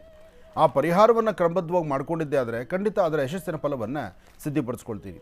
ಹಾಗೆ ದೇವಾಲಯಗಳು, ಎಲ್ಲ ದೇವಾಲಯಗಳು ಶಾಸ್ತ್ರಬದ್ಧವಾಗಿ ಆಗಮಶಾಸ್ತ್ರ ಪ್ರಕಾರ ಪೂಜಾನುಷ್ಠಾನ ನಡೀತಕ್ಕಂತಹ ದೇವಾಲಯಗಳನ್ನು ಬೆಳಿಗ್ಗೆ ಪೂಜೆ ಮಾಡಿ ಎಲ್ಲರೂ ಸಹಿತ ಕ್ಲೋಸ್ ಮಾಡ್ತಾರೆ. ಸಂಜೆ ಗ್ರಹಣ ಮುಗಿದಾದ ನಂತರ ಪುನಃ ಒಂದು ಪುಣ್ಯಾಹ ನವಗ್ರಹ, ಅದರಲ್ಲೂ ಒಂದು ಗೋಪ್ರಾರ್ಥನೆ, ಗೋಮಯದಿಂದ ಗೋಮೂತ್ರದಿಂದ ಪ್ರೋಕ್ಷಣೆ ಮಾಡಿ ನಂತರ ಎಲ್ಲವನ್ನೂ ಪ್ರಾರಂಭ ಆಗುತ್ತೆ. ಇದು ದೇವಾಲಯಗಳಲ್ಲೂ ನಡೀತಕ್ಕಂಥ ಪದ್ಧತಿ. ಹಾಗಿದ್ದರೆ ದೇವಾಲಯದಲ್ಲೇ ಈ ಪದ್ಧತಿ ಇದೆ ಅಂದರೆ ಇನ್ನು ಮನೆಗಳಲ್ಲಿ ನಾವು ಹೇಗಿರಬೇಕು? ಮನೆಗಳಲ್ಲೂ ಆ ಎಚ್ಚರಿಕೆ ಬೇಕು. ಆದರೆ ಗ್ರಹಣ ಕಾಲ ಅಂದಾಗ ಗ್ರಹಣ ಕಾಲದಲ್ಲಿ ಯಾರೂ ಆಹಾರವನ್ನು, ಎಲ್ಲರಿಗೂ ಹಿಂದಿನಿಂದ ತಿಳಿಸ್ಕೊಂಡು ಬಂದಿರತಕ್ಕಂಥದ್ದು ಗ್ರಹಣ ಕಾಲದಲ್ಲಿ ಆಹಾರವನ್ನು ತ್ಯಜಿಸಿ, ಆಹಾರವನ್ನು ತಿನ್ನಬಾರದು, ಗ್ರಹಣ ಕಾಲದಲ್ಲಿ ಎಚ್ಚರಿಕೆ ವಹಿಸಬೇಕು. ಗ್ರಹಣ ಕಾಲ ಅಂತ ಸಂಭವಿಸುವಾಗ ನೀವು ಮನೆಗಳಲ್ಲಿ ಇರ್ತಕ್ಕಂತಹ ಕೆಲವಷ್ಟು ಪದಾರ್ಥಗಳಿಗೆ ದರ್ಬೆಯನ್ನು ಹಾಕಿಡಿ. ಇದೆಲ್ಲವೂ ಸೂಕ್ಷ್ಮತೆಗಳು ಹಿಂದಿನಿಂದ ಬಂದಿರತಕ್ಕಂಥದ್ದೇ. ಆದರೆ ಒಂದಷ್ಟು ಜನ ಮೂರ್ಖವಾಗಿ ಮಾತಾಡುವಂಥವ್ರು ಇದ್ದಾರೆ. ಇರಲಿ, ಅವರ ಮೂರ್ಖತನದ ಪರಮಾವಧಿ ಒಂದಲ್ಲ ಒಂದು ದಿವಸ ಅವ್ರಿಗೆ ಗೊತ್ತಾಗುತ್ತೆ. ನಾವು ಹೇಳೋದಿಷ್ಟೇ, ಹಿರಿಯರು ನಿಮ್ಮ ಮನೆಯಲ್ಲಿರ್ತಕ್ಕಂಥ ನಾನು ಇವತ್ತು ಆನಂದ್ ಗುರುಜಿಯವರು ಈ ವೇದಿಕೆಯಲ್ಲಿ ಕೂತ್ಕೊಂಡು ಇವತ್ತು ಹೇಳಿದ್ದನ್ನೇ ನೀವು ಜಾರಿ ಮಾಡಿ, ಇವತ್ತು ನಾನು ಹೇಳಿದ್ದನ್ನು ನೀವು ನಡ್ಕೊಳ್ಳಿ ಅಂತ ನಾನು ಹೇಳೋದಿಲ್ಲ. ನಿಮ್ಮ ತಂದೆ ಮುತ್ತಾತ ತಾತ ಮುತ್ತಾತನು ನಿಮ್ಮಲ್ಲಿರ್ತಕ್ಕಂಥ ಹಿರಿಯರು ಗ್ರಹಣ ಕಾಲದಲ್ಲಿ ಎಚ್ಚರಿಕೆ ಏನು ವಹಿಸಬೇಕು ಅಂತ ಹೇಳಿದ್ದಾರೋ ಅದನ್ನು ನೀವು ಪಾಲನೆ ಮಾಡಿ ಸಾಕು. ನನ್ನ ಮಾತಿನಂತೆ ನೀವು ಬರ್ತಕ್ಕಂಥದ್ದು ಬೇಡ. ಆದರೆ ಮನೆಯಲ್ಲಿರ್ತಕ್ಕಂಥ ಹಿರಿಯರು ದಡ್ಡರಲ್ಲ. ಅವರು ಹಾಕ್ಕೊಟ್ಟಂತಹ ಆ ಭದ್ರ ಬುನಾದಿ ಇವತ್ತು ನಿಮ್ಮ ಸುಂದರವಾದ ಬದುಕು. ಹಾಗಿದ್ದಾಗ ಅವರ ಅನುಭವದ ಮಾತುಗಳನ್ನು ಆಲಿಸಿ. ನಿಮ್ಮ ಮನೆಯಲ್ಲಿರ್ತಕ್ಕಂಥ ನಿಮ್ಮ ಹಿರಿಯರ ಅನುಭವದ ಮಾತು ನಿಮ್ಮ ಜೀವನದ ಅತ್ಯಂತ ವಿಶೇಷವಾಗಿರ್ತಕ್ಕಂಥ ಮೌಲ್ಯಾಧಾರಿತ ವಿಚಾರಗಳಾಗಿರುತ್ತೆ. ಅದನ್ನು ನೀವು ಸ್ವಾಗತಿಸಿ ಅಂತ ನಾನು ತಿಳಿಸ್ತೇನೆ ಇವತ್ತಿನ ಪೀಳಿಗೆಗೆ. ಇನ್ನು ಗ್ರಹಣ ಅಂತ ಬಂದಾಗ ತಲೆ ಬೀಸಿಕೊಂಡು ನಡೆಯೋದು ಬೇಡ. ಗ್ರಹಣ ಅಂತ ಬಂದಾಗ ದೂರಬಾರ ಪ್ರಯಾಣ ಬೇಡ. ಗ್ರಹಣ ಅಂತ ಇದ್ದಾಗ ಆ ಗ್ರಹಣ ಪ್ರಕ್ರಿಯೆಯ ಕಾಲದಲ್ಲಿ ಏನನ್ನು ಮಾಡಬೇಕು ಅದನ್ನೇ ಮಾಡಬೇಕು. ಒಂದಷ್ಟು ಜನ ಏನಾಗುತ್ತೆ ಬಿಡು ನೋಡೋಣ ಅಂತೇಳಿ ಲಕ್ಷಣವಾಗಿ ನೀವು ಹೊಟ್ಟೆಗೆ ಆಹಾರವನ್ನು ಬಾರಿಸಿದ್ರೆ ರೋಗ ರುಜಿನಗಳಿಗೆ ದಾರಿಯಾಗುತ್ತೆ. ಒಂದಷ್ಟು ಜನ ಗ್ರಹಣ ಕಾಲದಲ್ಲಿ ಕೆಲವರು ಹೇಳ್ತಾರೆ, ಆದಷ್ಟು ಗ್ರಹಣ ಕಾಲದಲ್ಲಿ ಸ್ತ್ರೀ ಪುರುಷರು ಸಹಿತ ದೂರನೇ ಇರಬೇಕು ಅಂತ ಹೇಳ್ತಾರೆ. ಅಂದರೆ ಈ ಮಾತಿನ ಅರ್ಥ ಅದನ್ನು ಅರ್ಥ ಮಾಡ್ಕೊಳ್ಳೋ ರೀತಿಯಲ್ಲಿರುತ್ತೆ. ಅದನ್ನು ಅರ್ಥ ಮಾಡ್ಕೊಳ್ಳಿ ಅಷ್ಟೇ. ಈ ಸಮಯದಲ್ಲಿ ನಾವು ಸ್ತ್ರೀ ಪುರುಷರು ಗಂಡ ಹೆಂಡತಿ ಸೇರಿದ್ರೆ ಏನಾಗುತ್ತೆ, ಅಥವಾ ನಾವು ಈ ಸಮಯದಲ್ಲಿ ನಾವು ಬೇರೆ ಥರ ನಮ್ಮದೇ ಆದಂಥ ಒಂದು ಆ ಪ್ರೇಮಲೋಕಕ್ಕೆ ನಾವು ಹೋದರೆ ಹೇಗಿರುತ್ತೆ ಅಂತಕ್ಕಂಥ ಆ ಒಂದು ಯೋಚನೆ ನೀವು ಮಾಡಿದ್ರೆ ಇಲ್ಲದ ರೋಗ ರುಜಿನಗಳಿಗೆ ಮುಂದಾಗುವಂಥದ್ದು, ಗರ್ಭದಲ್ಲಿರ್ತಕ್ಕಂಥ ಶಿಶುವಿಗೆ ಗರ್ಭ ಧರಿಸುವಂಥವರಿಗೆ ಅಲ್ಲಿ ಸಮಸ್ಯೆ ಎದುರಾಗುತ್ತೆ. ಸಾಧ್ಯವಾದಷ್ಟು ಗರ್ಭಿಣಿ ಸ್ತ್ರೀಯರು ಮಾತ್ರ ನೋಡಿ, ಯಾರು ನನ್ನ ಮಾತು ಕೇಳೋದು ಬಿಡೋದು ನಿಮಗೆ ಬಿಟ್ಟು ವಿಚಾರ. ಆದರೆ ಗರ್ಭಿಣಿ ಸ್ತ್ರೀಯರು ಮಾತ್ರ ನಾವು ಕೈ ಮುಗಿದು ಹೇಳೋದಿಷ್ಟೇ, ನೀವು ತುಂಬ ಎಚ್ಚರಿಕೆಯಿಂದಿರಿ ತಾಯಿ. ಯಾಕೆಂದರೆ ಮುಂಬರ್ತಕ್ಕಂತಹ ದಿನಗಳಲ್ಲಿ ನಿಮ್ಮ ಗರ್ಭಸುಧಾಂಬುದಿಯಲ್ಲಿ ನಿಮ್ಮ ಗರ್ಭದಿಂದ ಜನಿಸ್ತಕ್ಕಂಥ ಶಿಶು ಏನೂ ಅರಿಯದಂಥದ್ದು, ಏನೂ ಗೊತ್ತಿಲ್ಲದಂಥದ್ದು, ಆ ಮಗು ಮೇಲೆ ಈ ಒಂದು ಗ್ರಹಣ ಪ್ರಕ್ರಿಯೆಯ ದೋಷಗಳು ಬರಬಾರ್ದು. ಅಂಗವಿಕಲತೆ ಹುಟ್ಟುವಂತಹ ಮಕ್ಕಳಾಗಲಿ, ಅಥವಾ ಆ ಮಕ್ಕಳ ನರನಾಡಿಗಳಲ್ಲಿ ತೊಂದರೆ ಆಗಲಿ, ಅಥವಾ ಬ್ರೈನ್ಗೆ ಸಂಬಂಧಪಟ್ಟ ಸಮಸ್ಯೆ ಆಗಲಿ, ಇವೆಲ್ಲವೂ ಸಹಿತ ಎದುರುತ್ತೆ. ನಾಳೆ ಈ ಸಮಸ್ಯೆನ ಹೆದರಿಸೋದು ನೀವೇ. ಇಡೀ ಜೀವನದಾದ್ಯಂತಕ್ಕೂ ಆ ಮಕ್ಕಳನ್ನು ನೋಡ್ತಾ ಕರಗಬೇಕು, ಸಮಸ್ಯೆಯನ್ನು ಅನುಭವಿಸ್ಬೇಕು. ಅದಕ್ಕಾಗಿ ಮಕ್ಕಳ ಮೇಲೆ, ಆ ಗರ್ಭಿಣಿ ಸ್ತ್ರೀಯರು ಅದಕ್ಕೋಸ್ಕರನೇ ಹಿಂದಿನಿಂದ ಹೇಳ್ತಾರೆ, ಹಿಂದಿನಿಂದ ಇಲ್ಲಿಯವರೆಗೂ ತಿಳಿಸ್ತಾ ಬರ್ತಿರ್ತಕ್ಕಂಥದ್ದು ಇಷ್ಟೇ, ಅನುಭವ ಇರತಕ್ಕಂಥವ್ರು ಹೇಳೋ ಮಾತಿದೆ, ಗರ್ಭಿಣಿ ಸ್ತ್ರೀಯರು ಮಾತ್ರ ಗ್ರಹಣ ಕಾಲದಲ್ಲಿ 4 ಗೋಡೆ ಮಧ್ಯದಲ್ಲಿಡಬೇಕು, ಗ್ರಹಣದ ಆ ಬೆಳಕು ಆ ಮಕ್ಕಳ ಮೇಲೆ, ಗರ್ಭದ ಮೇಲೆ ಬೀಳಬಾರ್ದು ಎಂಬತಕ್ಕಂಥದ್ದನ್ನು. ಇನ್ನು ವಯಸ್ಸಾಗಿರ್ತಕ್ಕಂಥ ಹಿರಿಯರು ಈ ಸಮಯದಲ್ಲಿ ಆಹಾರ ತಗೊಳ್ಳೇಬೇಕು, ವಿಧಿ ಇಲ್ಲ, ಹಸಿವು ತಡಿಲಿಕ್ಕಾಗಲ್ಲ, ಅಂತಹವ್ರು ಏನು ಮಾಡಬೇಕು, ಈ ಚಿಂತನೆ ಇದೆ. ರೋಗ ರುಜಿನಗಳಲ್ಲಿರ್ತಕ್ಕಂಥವ್ರು 1 ಡ್ರಾಪೋ 2 ಡ್ರಾಪೋ ಅಥವಾ 1 ಅರ್ಧ ಸ್ಪೂನು 1 ಸ್ಪೂನು ಗಂಜಿ ಹೋಗ್ತಾ ಇರತ್ತೆ, ಅಂಥವ್ರಿಗೆ ಆ ಗ್ರಹಣ ಕಾಲದಲ್ಲಿ ಕೊಡೋದು ಬೇಡವಾ? ಕೊಡಬೇಕು, ವಿಧಿ ಇಲ್ಲ. ಆದರೆ ಒಂದು ಅರ್ಥ ಮಾಡಿಕೊಡಿ, ಆಲ್ರೆಡಿ ಅವರು ರೋಗ ರುಜಿನದಲ್ಲಿದ್ದಾರೆ, ಕಂಪ್ಲೀಟಾಗಿ ಬೆಡ್ ಮೇಲಿದ್ದಾರೆ, ಸಮಸ್ಯೆ ಹೊತ್ತಿದ್ದಾರೆ. ಆದರೆ ಆ ಜೀವಾಮೃತ ಅಂತಕ್ಕಂಥದ್ದು ಒಂದಿಷ್ಟಾದರೂ ಆಹಾರ ಬೇಕು. ಅದನ್ನೂ ಕೊಡಲಿಲ್ಲ ಅಂದರೆ ಅದು ನಮ್ಮ ಕೈಯಿಂದ ಒಂದು ದೊಡ್ಡದಾದಂತಹ ಒಂದು ಅಪರಾಧ ಆಗುತ್ತೆ, ಅದಾಗಬಾರ್ದು. ಇನ್ನು ಹಾಲು ಉಳಿಸುವಂತಹ ಮಕ್ಕಳು, ಎದೆ ಹಾಲು ಕುಡಿತಕ್ಕಂಥ ಮಕ್ಕಳು, ಆ ಮಕ್ಕಳಿಗೆ ದೋಷವೇ ಇಲ್ಲ ಅಂತ ಹೇಳುತ್ತೆ. ಮಕ್ಕಳಿಗಿನ್ನ ತಾಯಂದರು, ಅಯ್ಯೋ ಗ್ರಹಣ ಕಾಲ ನಾನೀಗ ಹಾಲು ಕೊಡಲ್ಲ ಅಂತ ಅದನ್ನು ದೂರ ತಳ್ಳಬೇಡಿ. ನಿಮ್ಮ ಎದೆ ಹಾಲು ಕುಡಿತಕ್ಕಂತಹ ಮಕ್ಕಳಿಗೆ, ಪುಟ್ಟ ಪುಟಾಣಿ ಕಂದಮ್ಮಗಳಿಗೆ, ಆ ಸಣ್ಣ ಮಕ್ಕಳಿಗೆ ಮೋಸ ಆಗಬಾರ್ದು. ಯಾಕೆಂದರೆ ಅದರ ಬೆಳವಣಿಗೆ, ಅದಕ್ಕೆ ಯಾವಾಗ ಎಷ್ಟು ಕುಡಿಬೇಕೋ ಅಷ್ಟೇ ಕುಡಿಯುತ್ತೆ. ಅದನ್ನು ಗ್ರಹಣ ಬಂದ್ಬಿಡುತ್ತೆ, ಅರ್ಧ ಗಂಟೆ ಮುಂಚಿತವೇ ಹೊಟ್ಟೆ ತುಂಬ ಕುಡ್ಕೊಂಬಿಡು ಆಮೇಲೆ ಕುಡಿಬೇಡಪ್ಪ ಅಂತಂದರೆ ಆಗೋದಿಲ್ಲ, ಸಾಧ್ಯವಿಲ್ಲ ಅದು. ಅದಕ್ಕೆ ಲಾಲನೆ ಪಾಲನೆ ಮಾಡತಕ್ಕಂಥ ಸೃಷ್ಟಿಯ ಆ ಒಂದು ವಿಶೇಷವಾಗಿರ್ತಕ್ಕಂಥ ಶಕ್ತಿ ಮಾತೃ ಸ್ವರೂಪಿಣಿ, ತಾಯಂದರಿಗೆ ದೋಷವಲ್ಲ. ಇನ್ನು ತುಂಬ ಸಣ್ಣ ಮಕ್ಕಳು, ಅನ್ನ ಆಹಾರ ತಿನ್ನುವಂಥ ಮಕ್ಕಳು ಅಥವಾ ಹಾಲು ಕುಡಿಯುವಂಥ ಮಕ್ಕಳು, ಆ ಮಕ್ಕಳಿಗೆ ಏನು ಮಾಡಬೇಕು ಗ್ರಹಣ ಕಾಲದಲ್ಲಿ? ಆದಷ್ಟು ಗ್ರಹಣಕ್ಕೂ ಮುನ್ನ ಮಕ್ಕಳಿಗೆ ಹೊಟ್ಟೆ ತುಂಬ ಏನಾದ್ರು ಕೊಡಿ. ಅದಾದ ನಂತರ ಗ್ರಹಣ ಬಿಟ್ಟ ಮೇಲೆ ಸ್ನಾನ ಆಗಲಿ, ಅದಾದ ನಂತರ ನಿಮ್ಮ ಮನೆ ದೇವ್ರ ಹತ್ರ ಒಂದು ದೀಪ ಆಗಲಿ, ಅದಾದ ನಂತರ ಮುಂದಿನ ಕ್ರಮನಾಗಲಿ. ಆದರೆ ನಾಳೆ ಪ್ರತಿಯೊಬ್ಬರ ವಾಸ್ತುಗೃಹದಲ್ಲೂ ಒಂದು ಕೆಂಪು ವಸ್ತ್ರ, 1 ಇಡಿ 2 ಇಡಿಯಷ್ಟು ಗೋಧಿ, ನಿಮ್ಮ ಶಕ್ತಿ ಅನುಸಾರ, ಶಕ್ತಿ ಇದ್ದರೆ 1 kg 5 kgನೇ ಇಡಿ, ತಪ್ಪೇನಿಲ್ಲ. ಒಂದು ಕೆಂಪು ವಸ್ತ್ರ ತೊಗೊಂಬಂದು ತೆಗೆದುಕೊಂಬಂದು ಹೊದಿಸಿ, ಅಥವಾ ಕೆಂಪು ವಸ್ತ್ರದಲ್ಲಿ ಗೋಧಿಯನ್ನು ಕಟ್ಟಿಡಿ. ಹುರುಳಿನೂ ಅಷ್ಟೇ, ಚಿತ್ರವರ್ಣಂ ಚಿತ್ರಮಾಲ್ಯಾಭರಧರಂ ಚಿತ್ರಗಂಧಾನುಲೇಪನಂ, ಚಿತ್ರವರ್ಣದಲ್ಲಿರ್ತಕ್ಕಂಥ ಒಂದು ವಸ್ತ್ರವನ್ನು ತೆಗೆದುಕೊಂಡು 1-2 ಅಥವಾ 1 ಅರ್ಧ kg ಅಷ್ಟು ಹುರುಳಿ ಕಾಳನ್ನು ಅದರಲ್ಲಿ ಹಾಕಿ ಗಂಟು ಕಟ್ಟಿ, ಒಂದು ಕಡೆ ಗೋಧಿ ಒಂದು ಕಡೆ ಹುರುಳಿ, ಎರಡನ್ನೂ ಸಹಿತ ನಿಮ್ಮ ಮನೆ ದೇವರ ಹತ್ರ ಇಟ್ಟು ಅಲ್ಲಿ ಪ್ರಾರ್ಥನೆ ಮಾಡಿ. ಗ್ರಹಣ ಕಾಲ ಒಂದಷ್ಟು ಪ್ರಾರ್ಥನೆ ಬೇಕು. ಗ್ರಹಣ ಕಾಲ ನಿಜಕ್ಕೂ ಹೇಳಬೇಕಾದ್ರೆ ಪ್ರತಿಯೊಬ್ಬರ ಬ್ಯಾಟ್ರಿ ಚಾರ್ಜ್ ಮಾಡ್ತಕ್ಕಂಥದ್ದು. ಅದರಲ್ಲೂ ಆಧ್ಯಾತ್ಮಿಕವಾಗಿ, ಧಾರ್ಮಿಕವಾಗಿ ನಿಮ್ಮನ್ನು ನೀವು ದೃಢಪಡಿಸ್ಕೊಂಡು ಗಟ್ಟಿಪಡಿಸ್ಕೊಳ್ಬೇಕಾದ್ರೆ, ನಿಮ್ಮೊಳಗಿರುವ ಶಕ್ತಿಗೆ ಮತ್ತಷ್ಟು ಶಕ್ತಿಯನ್ನು ತುಂಬಿಕೊಳ್ಳಬೇಕಾದ್ರೆ ಒಳ್ಳೆಯ ಪ್ರದೇಶಗಳನ್ನು ಆಯ್ಕೆ ಮಾಡಿಕೊಳ್ಳಿ. ಗ್ರಹಣ ಕಾಲದಲ್ಲಿ ನಿಮ್ಮ ಮನಸ್ಸು, ನಿಮ್ಮ ಏಕಾಗ್ರತೆ ಒಂದು ಕಡೆ ನಿಲ್ಲಿಸಿ. ನಿಮ್ಮ ಸಂಪೂರ್ಣವಾದಂಥ ಮನಸ್ಥಿತಿ ಜಪ ತಪ ಅನುಷ್ಠಾನದಲ್ಲಿರಲಿ. ನಾಳೆ ಯಾರಾದರೂ ಒಬ್ಬರ ಗುರುಗಳ ಕಡೆಯಿಂದ ಒಂದು ಬೀಜಾಕ್ಷರಿ ಮಂತ್ರವನ್ನು, ಒಂದು ವಿಶೇಷವಾಗಿರ್ತಕ್ಕಂಥ ಮಂತ್ರವನ್ನು ನೀವು ಉಪದೇಶ ತೆಗೆದುಕೊಳ್ಳಿ. ಗ್ರಹಣ ಕಾಲದಲ್ಲಿ ಉಪದೇಶ ತೆಗೆದುಕೊಂಡು ಗ್ರಹಣ ಕಾಲದಲ್ಲೇ ಅನುಷ್ಠಾನವನ್ನು ಮಾಡಿ ಕಾರ್ಯಸಿದ್ಧಿಯನ್ನು ಮಾಡಿಕೊಳ್ಳೋದಕ್ಕೆ ಬಹಳ ಯೋಗ್ಯ ಕಾಲ. ನೀವು ಬೇರೆ ಸಮಯದಲ್ಲಿ 1 ಲಕ್ಷ ಜಪ ಮಾಡೋದಕ್ಕೂ ನಾಳೆ ಗ್ರಹಣ ಕಾಲದಲ್ಲಿ 101 ಸತಿ ಜಪ ಮಾಡಲಿಕ್ಕೂ ಸಾಕಷ್ಟು ವ್ಯತ್ಯಾಸಗಳಿದೆ. ನಾಳೆ ಗ್ರಹಣ ಕಾಲ ಅಮೂಲ್ಯವಾದಂಥದ್ದು. ಅದರಲ್ಲೂ ಈ ವರ್ಷದ ಕಡೆಯ ಗ್ರಹಣ, ಅದರಲ್ಲೂ ವಿಶೇಷವಾಗಿರ್ತಕ್ಕಂಥ ಗ್ರಹಣ. ಈ ಗ್ರಹಣ ಸೂರ್ಯಗ್ರಹಣ. ನಾಳೆ ಸಂಭವಿಸ್ತಿರ್ತಕ್ಕಂಥ ಈ ಗ್ರಹಣದಲ್ಲಿ ಪ್ರತಿಯೊಬ್ಬರೂ ಸಹಿತ ನಿಮ್ಮ ಶಕ್ತಿಯಾನುಸಾರ ನಿಮ್ಮ ಕುಲದೇವರನ್ನು ಪ್ರಾರ್ಥನೆ ಮಾಡಿ, ನಿಮಗೆ ಯಾವ ಮಂತ್ರ ಗೊತ್ತಿದೆಯೋ ಆ ಮಂತ್ರವನ್ನು ಆ ಸಮಯದಲ್ಲಿ ಒಂದಷ್ಟು ಜಪತಪಗಳನ್ನು ಮಾಡಿಕೊಳ್ಳಿ. ಗ್ರಹಣ ಕಾಲವನ್ನು ವೃತಃ ವೇಸ್ಟ್ ಮಾಡಬೇಡಿ. ಗ್ರಹಣ ಕಾಲವನ್ನು ಬೇರೆ ಯಾವುದೋ ಕೆಲಸದಲ್ಲಿ ನೀವು ಕಳಿಬೇಡಿ. ಗ್ರಹಣ ಕಾಲವನ್ನು ಸಂಪೂರ್ಣವಾಗಿ ನಿಮ್ಮ ಬ್ಯಾಟ್ರಿ ನೀವು ಚಾರ್ಜ್ ಮಾಡ್ಕೊಳ್ಳೋದಕ್ಕಾಗಿ ಉಪಯೋಗಿಸ್ಕೊಳ್ಳಿ.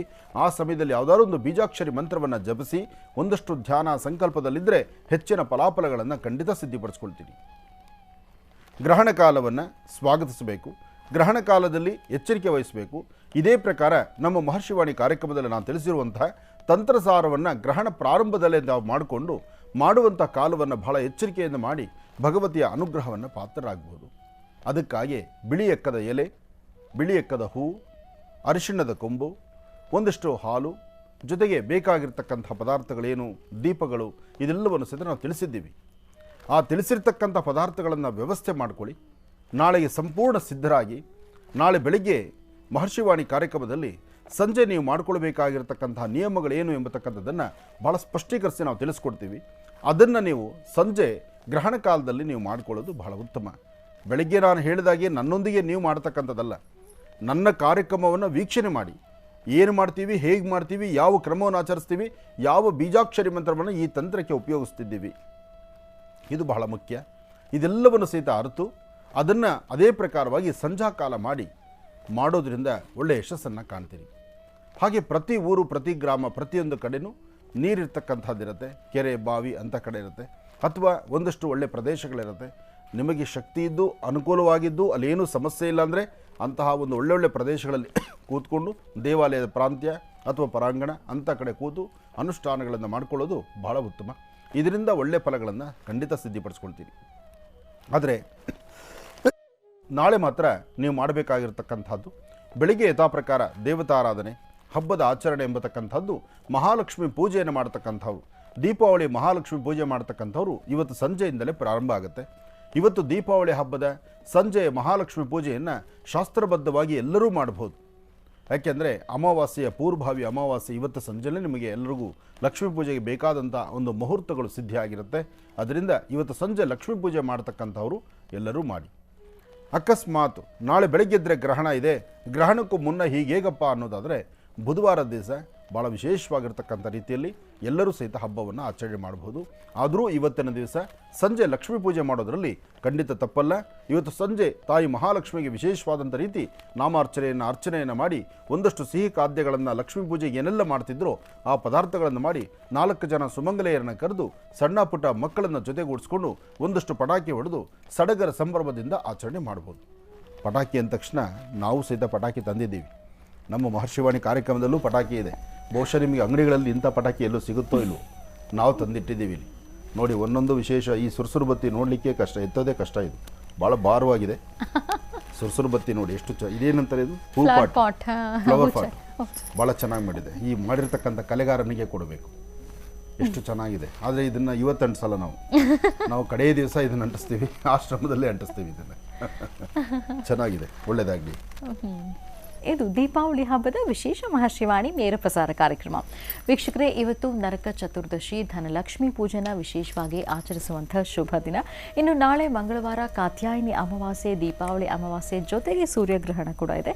ಇನ್ನು ಬುಧವಾರ ಬಲಿಪಾಡ್ಯಮಿ. ಹಾಗಾಗಿ ಈ 3 ದಿನಗಳದ್ದು ಮಹರ್ಷಿವಾಣಿ ನೇರ ಪ್ರಸಾರ ಕಾರ್ಯಕ್ರಮ ಸತತ 2 ಗಂಟೆಗಳ ಕಾಲ ಪ್ರಸಾರವಾಗುತ್ತೆ. ಇನ್ನು ನಾಳೆ ಗ್ರಹಣ ಇರೋದ್ರಿಂದ ಯಾವ ರೀತಿ ಅನುಷ್ಠಾನವನ್ನು ಸಲ್ಲಿಸಬೇಕು ಅನ್ನೋದನ್ನು ನಾಳಿನ ನೇರ ಪ್ರಸಾರ ಕಾರ್ಯಕ್ರಮದಲ್ಲಿ ಗುರುಗಳು ತಿಳಿಸ್ಕೊಡ್ತಾರೆ. ಆದರೆ ಅದಕ್ಕೆ ಬೇಕಾಗಿರುವಂಥ ಸಾಮಗ್ರಿಗಳೇನು ಅನ್ನೋದನ್ನ ಈಗಾಗಲೇ ತಿಳಿಸ್ಕೊಟ್ಟಿದ್ದೀವಿ. ಮತ್ತೊಮ್ಮೆ ತಿಳಿಸ್ಕೊಡ್ತೀನಿ, ನೋಟ್ ಡೌನ್ ಮಾಡ್ಕೊಳ್ಳಿ. ಬಿಳಿ ಎಕ್ಕದ ಎಲೆ 9, ಬಿಳಿ ಎಕ್ಕದ ಹೂವು 4, ಅಪ್ಪಟ ಅರಿಶಿಣದ ಕೊಂಬು, ಬಿಳಿ ದಾರದ ಉಂಡೆ, ಮಣ್ಣಿನ ಹಣತೆ 4, ನಿಂಬೆಹಣ್ಣು 4, ಕೆಂಪು ನೀರನ್ನು ಮಾಡ್ಕೊಳ್ಬೇಕು ಮತ್ತು 1 ಹಿಡಿಯಷ್ಟು ಅನ್ನವನ್ನು ಮಾಡ್ಕೊಳ್ಬೇಕು. ಮತ್ತೊಮ್ಮೆ ತಿಳಿಸ್ತೀನಿ, ಬಿಳಿ ಎಕ್ಕದ ಎಲೆ 9, ಬಿಳಿ ಎಕ್ಕದ ಹೂವು 4, ಮಣ್ಣಿನ ಹಣತೆ 4, ನಿಂಬೆಹಣ್ಣು 4, ಬಿಳಿ ದಾರದ ಉಂಡೆ, ಅರಿಶಿಣದ ಕೊಂಬು, ಕೆಂಪು ನೀರನ್ನು ಮಾಡ್ಕೊಳ್ಬೇಕು, ಜೊತೆಗೆ 1 ಹಿಡಿಯಷ್ಟು ಅನ್ನ. ಇದಿಷ್ಟು ಸಾಮಗ್ರಿಗಳನ್ನು ಸಿದ್ಧಪಡಿಸಿಟ್ಕೊಳ್ಳಿ. ನಾಳೆ ಮಂಗಳವಾರ ಸೂರ್ಯಗ್ರಹಣದ ಸಮಯದಲ್ಲಿ ವಿಶೇಷವಾದಂತಹ ಅನುಷ್ಠಾನವನ್ನು ಹೇಗೆ ಮಾಡಬೇಕು ಅನ್ನೋದನ್ನು ನಾಳಿನ ನೇರ ಪ್ರಸಾರ ಕಾರ್ಯಕ್ರಮದಲ್ಲಿ ಗುರುಜಿ ತಿಳಿಸ್ಕೊಡ್ತಾರೆ. ತಪ್ಪದೆ ವೀಕ್ಷಿಸಿ ಅಂತ ಹೇಳ್ತಾ ಹಾಗಿದ್ರೆ ಮತ್ತೆ ಈಗ ಕಾರ್ಯಕ್ರಮವನ್ನು ಮುಂದುವರಿಸೋಣ. ಗುರುಜಿ, ಖಂಡಿತಮ್ಮ, ನಾಳಿನ ವಿಶೇಷವಾಗಿರ್ತಕ್ಕಂಥ ಗ್ರಹಣ ಕಾಲದಲ್ಲಿ ಮತ್ತೊಂದು ವಿಚಾರ. ಇದು ವಾಸ್ತುವಿಗೆ ಕುಟುಂಬದಲ್ಲಿರ್ತಕ್ಕಂಥ ಏನಾದರೂ ದೋಷಗಳಿದ್ದರೆ ಅಥವಾ ವ್ಯಕ್ತಿಗಳು ತಾವು ಮಾಡಿಕೊಳ್ಬೇಕಾಗಿರ್ತಕ್ಕಂಥ ವಾಸ್ತುಗೃಹದ ಶಾಂತಿಗೋಸ್ಕರ ಇದನ್ನು ಮೀರಿ ಮತ್ತೊಂದು ವಿಚಾರ ಇದೆ. ಸಾಮಾನ್ಯ ಗ್ರಹಣ ಕಾಲದಲ್ಲಿ ಯಾವುದಾದ್ರೂ ಒಂದು ವಿಶೇಷವಾಗಿರ್ತಕ್ಕಂಥ ಕಪ್ಪುಗಳನ್ನು ಅಥವಾ ಯಂತ್ರಗಳನ್ನು ಅಥವಾ ಏನಾದರೂ ಒಂದು ತಂತ್ರಸಾರವನ್ನು ಮಾಡ್ಕೊಳ್ಬಹುದಾದರೆ ನಾಳೆ ಗ್ರಹಣ ಕಾಲದಲ್ಲಿ ಮಂತ್ರ ಬೇಡ, ತಂತ್ರ ಬೇಡ, ನೀವೇನು ಸಿದ್ಧಿಪಡಿಸ್ಕೊಂಡ್ರೂ ಖಂಡಿತ ಸಿದ್ಧಿ ಆಗುತ್ತೆ. ಯಾವ ವನಸಿರಿಯನ್ನು ಸಂಗ್ರಹಣೆ ಮಾಡಿಟ್ಟರೂ ಅದು ಫಲ ಸಿಗುತ್ತೆ. ಅದಕ್ಕಾಗಿ ಗ್ರಹಣ ಕಾಲದಲ್ಲಿ ನಾಳೆ ನೀವು ಸಿದ್ಧತೆ ಮಾಡ್ಕೋಬೇಕಾದ್ದು ಒಂದಷ್ಟು ಬಿಳಿ ಸಾಸಿವೆ ಬರ್ಕೊಳ್ಳಿ, ಒಂದಷ್ಟು ಬಿಳಿ ಸಾಸಿವೆ, ಮರಳ ಮಾತಂಗಿ, ಜಟಾಮಸಿ, ತಾಮ್ರಸಖಿ, ಭುಜಪತ್ರೆ, ಜಾಜಿಕಾಯಿ ಅಥವಾ ಜಾಕಾಯಿ, ಅಳಲೆಕಾಯಿ ಇದಿಷ್ಟು ಪದಾರ್ಥವನ್ನು ಒಂದು ಅರ್ಧ ಒಣಕೊಬ್ಬರಿ ಪೀಸಲ್ಲಿ, ಅಂದರೆ ಒಣಕೊಬ್ಬರಿ ಅರ್ಧ ಬಾಟ್ಲಿದ್ರೂ ಪರವಾಗಿಲ್ಲ, ಅಥವಾ ಒಂದು ಸಣ್ಣ ಪೀಸ್ ಒಣಕೊಬ್ಬರಿ ಆದರೂ ಪರವಾಗಿಲ್ಲ, ಇದಕ್ಕೆ ತುಪ್ಪ ಹಾಕಬೇಕು. ಗ್ರಹಣ ಕಾಲ, ಗ್ರಹಣ ಮಧ್ಯಕಾಲ ಅರ್ಥ ಮಾಡ್ಕೊಳ್ಳಿ. ಗ್ರಹಣ ಕಾಲ, ಗ್ರಹಣ ಮಧ್ಯಕಾಲ, ಗ್ರಹಣದ ಸಮಯ ಅಂತೇನಿದೆ ಆ ಸಮಯದಲ್ಲಿ ಮಧ್ಯಕಾಲದಲ್ಲಿ ಪೂರ್ವಾಭಿಮುಖವಾಗಿ ಕೂತು ಮೌನದಿಂದ ಯಾರನ್ನೂ ಮನಸ್ಸಲ್ಲಿ ತಗೊಳ್ಳಬಾರ್ದು, ಯಾರ ವಿಚಾರನೂ ತಗೊಳ್ಳಬಾರ್ದು. ಈ ತಂತ್ರವನ್ನು ಸಿದ್ಧಿಪಡಿಸ್ಕೊಳ್ಳುವಾಗ ಅಂದರೆ ಇಷ್ಟೂ ಪದಾರ್ಥಗಳನ್ನು ಇದನ್ನು ಸುಟ್ಟು ಕರಕು ಮಾಡ್ಕೋಬೇಕು. ಇದಿಷ್ಟೂ ಪದಾರ್ಥಗಳನ್ನು ಒಂದು ಕಬ್ಬಿಣದ ಬಾಣಲೆಯಲ್ಲಿ ಹಾಕ್ಕೊಂಡು ಇಷ್ಟೂ ಪದಾರ್ಥವನ್ನು ಒಂದು ಕಬ್ಬಿಣದ ಬಾಣಲೆಯಲ್ಲಿ ಹಾಕಿ ಪಚ್ಕರ್ಪೂರ ಅಥವಾ ಕರ್ಪೂರವನ್ನು ಹಾಕಿ ಒಳ್ಳೆ ಚೆನ್ನಾಗಿರ್ತಕ್ಕಂಥ ಹಸುವಿನ ತುಪ್ಪ, ಚೆನ್ನಾಗಿರ್ತಕ್ಕಂಥ ನಾಟಿ ಹಸುವಿನ ತುಪ್ಪ ಅಂತ ಶಾಸ್ತ್ರ ಹೇಳುತ್ತೆ. ನಿಮಗೆ ಸಿಕ್ಕಿದ್ರೆ, ಇಲ್ಲಾಂದರೆ ಎಲ್ಲಿಂದ ತರೋದು ನಾಟಿ ಹಸುವಿನ ತುಪ್ಪ? ಆದರೆ ತುಪ್ಪ ಅಂತಕ್ಕಂಥದ್ದು ಇದೆಯಲ್ಲ, ತುಪ್ಪವನ್ನು ಅಕಸ್ಮಾತ್ ತುಪ್ಪ ತರೋ ಶಕ್ತಿನೇ ನಮಗಿಲ್ಲ, ತುಪ್ಪ ತರೋ ಶಕ್ತಿನೇ ನನಗಿಲ್ಲ ಅಂದರೆ ಮನೇಲಿ ದೀಪಕ್ಕೆ ಉಪಯೋಗಿಸುವಂಥ ಎಣ್ಣೆ ಇದೆಯಲ್ಲ, ಆ ಎಣ್ಣೆನೇ ಸ್ವಲ್ಪ ಹಾಕಿ, ತಪ್ಪೇನೂ ಇಲ್ಲ. ಅಂದರೆ ಅದರ ಕಾರ್ಯಸಿದ್ಧಿ, ಯಾವುದಕ್ಕೆ ಏನು ಬಿಡಬೇಕು ಅದು ಬಿದ್ದರೆ ಅದ್ರ ಪವರ್ ಜಾಸ್ತಿ ಅಂತ ಹೇಳ್ತಾರೆ. ನಮ್ಗೆ ತರೋ ಶಕ್ತಿ ಇಲ್ಲ, ಹಾಗಂತ ಪವರ್ ಇಲ್ಲ ಅಂತಲ್ಲ, ಇದ್ದೇ ಇರುತ್ತೆ. ಈ ನಾನು ಹೇಳಿರುವಂಥ ವನಸಿರಿಗಳಿದೆಯಲ್ಲ, ನಾನು ತಿಳಿಸಿರ್ತಕ್ಕಂತಹ ವನಸಿರಿಗಳು ನಿಜಕ್ಕೂ. ಆದರೆ ಒಂದು ವಿಚಾರ, ಗ್ರಂಥಿಗೆ ಅಂಗಡಿಗಳಲ್ಲಿ ವ್ಯಾಪಾರಿ ಮಾಡ್ತವೆ, ಇದು ವ್ಯಾಪಾರ ಸಿಗುವಂಥ ಈ ಸ್ಥಳಗಳಿದೆಯಲ್ಲ, ಅದಕ್ಕೆ ಅಷ್ಟು ಬೆಲೆ ಇಲ್ಲ. ಆದರೆ ನಾಳೆ ಬಹುಶಃ ಇದೆಲ್ಲಕ್ಕೂ ಬೆಲೆ ಜಾಸ್ತಿ ಮಾಡ್ತಾರೆ. ಆ ಬೆಲೆ ಮಾಡ್ತಕ್ಕಂಥವ್ರು ಒಂದು ಅರ್ಥ ಮಾಡ್ಕೋಬೇಕು. ಅಂಗಡಿಗಳಲ್ಲಿ ಸ್ಟಾಕ್ ನಿಂತು ಹೋಗಿರುತ್ತೆ, ಆದರೆ ಒಂದು ಇಂತಹ ವಿಚಾರ ಇಂತಹ ಸಮಯದಲ್ಲಿ ಕೆಲಸಕ್ಕೆ ಬೇಕಾಗತ್ತೆ. ತುಂಬ ಬೆಲೆಯನ್ನು ತೆಗೆದುಕೊಂಡಿದ್ದೀರಾ, ಅದಕ್ಕಿರ್ತಕ್ಕಂತಹ ಬೆಲೆ ಎಷ್ಟಿದೆಯೋ ಅಷ್ಟು ಮಾತ್ರ ಹೇಳಿದ್ರೆ ಸಾಕಾಗುತ್ತೆ. ಆಮೇಲೆ ಭುಜಪತ್ರೆ ತುಂಬ ಜಾಸ್ತಿ ಬೇಕಾಗಿಲ್ಲ ನಿಮಗೆ, ಎಲ್ಲವೂ ಬೇಕಾದ ಸ್ವಲ್ಪ ಸ್ವಲ್ಪ. ಅದೆಲ್ಲ ಸುಟ್ಟು ಕರಕು ಮಾಡಿದ್ರೆ ಎಷ್ಟು, ಒಂದು ಹೆಬ್ಬೆಟ್ಟು ಎಷ್ಟು ದಪ್ಪ ಇದೆಯೋ ಹೆಬ್ಬೆಟ್ಟಿನಷ್ಟು ಮಾಡಿಕೊಂಡ್ರೆ ಸಾಕು. ಇದಿಷ್ಟು ಕಪ್ಪಿದ್ರೆ ಮುಂದಿನ ಗ್ರಹಣದವರೆಗೂ, ನಾಳೆ ನೀವು ತಯಾರು ಮಾಡ್ತಕ್ಕಂಥ ಪದಾರ್ಥಗಳು ಮುಂದಿನ ಗ್ರಹಣದವರೆಗೂ. ಒಂದು ವಿಚಾರ ತಿಳ್ಕೊಳ್ಳಿ, ಯಾವುದೇ ತಂತ್ರಸಾರವನ್ನು ಮಾಡಿದ್ರೆ ಆ ತಂತ್ರಸಾರದಿಂದ ಮುಂಬರ್ತಕ್ಕಂಥ ದಿನಗಳವರೆಗೂ ಅದರ ಯಶಸ್ಸನ್ನು ನಾವು ಸಿದ್ಧಿಪಡಿಸ್ಕೊಳ್ಬೋದಾದರೆ ಒಂದು ಗ್ರಹಣದಿಂದ ಮತ್ತೊಂದು ಗ್ರಹಣದವರೆಗೂ ಮಾತ್ರ.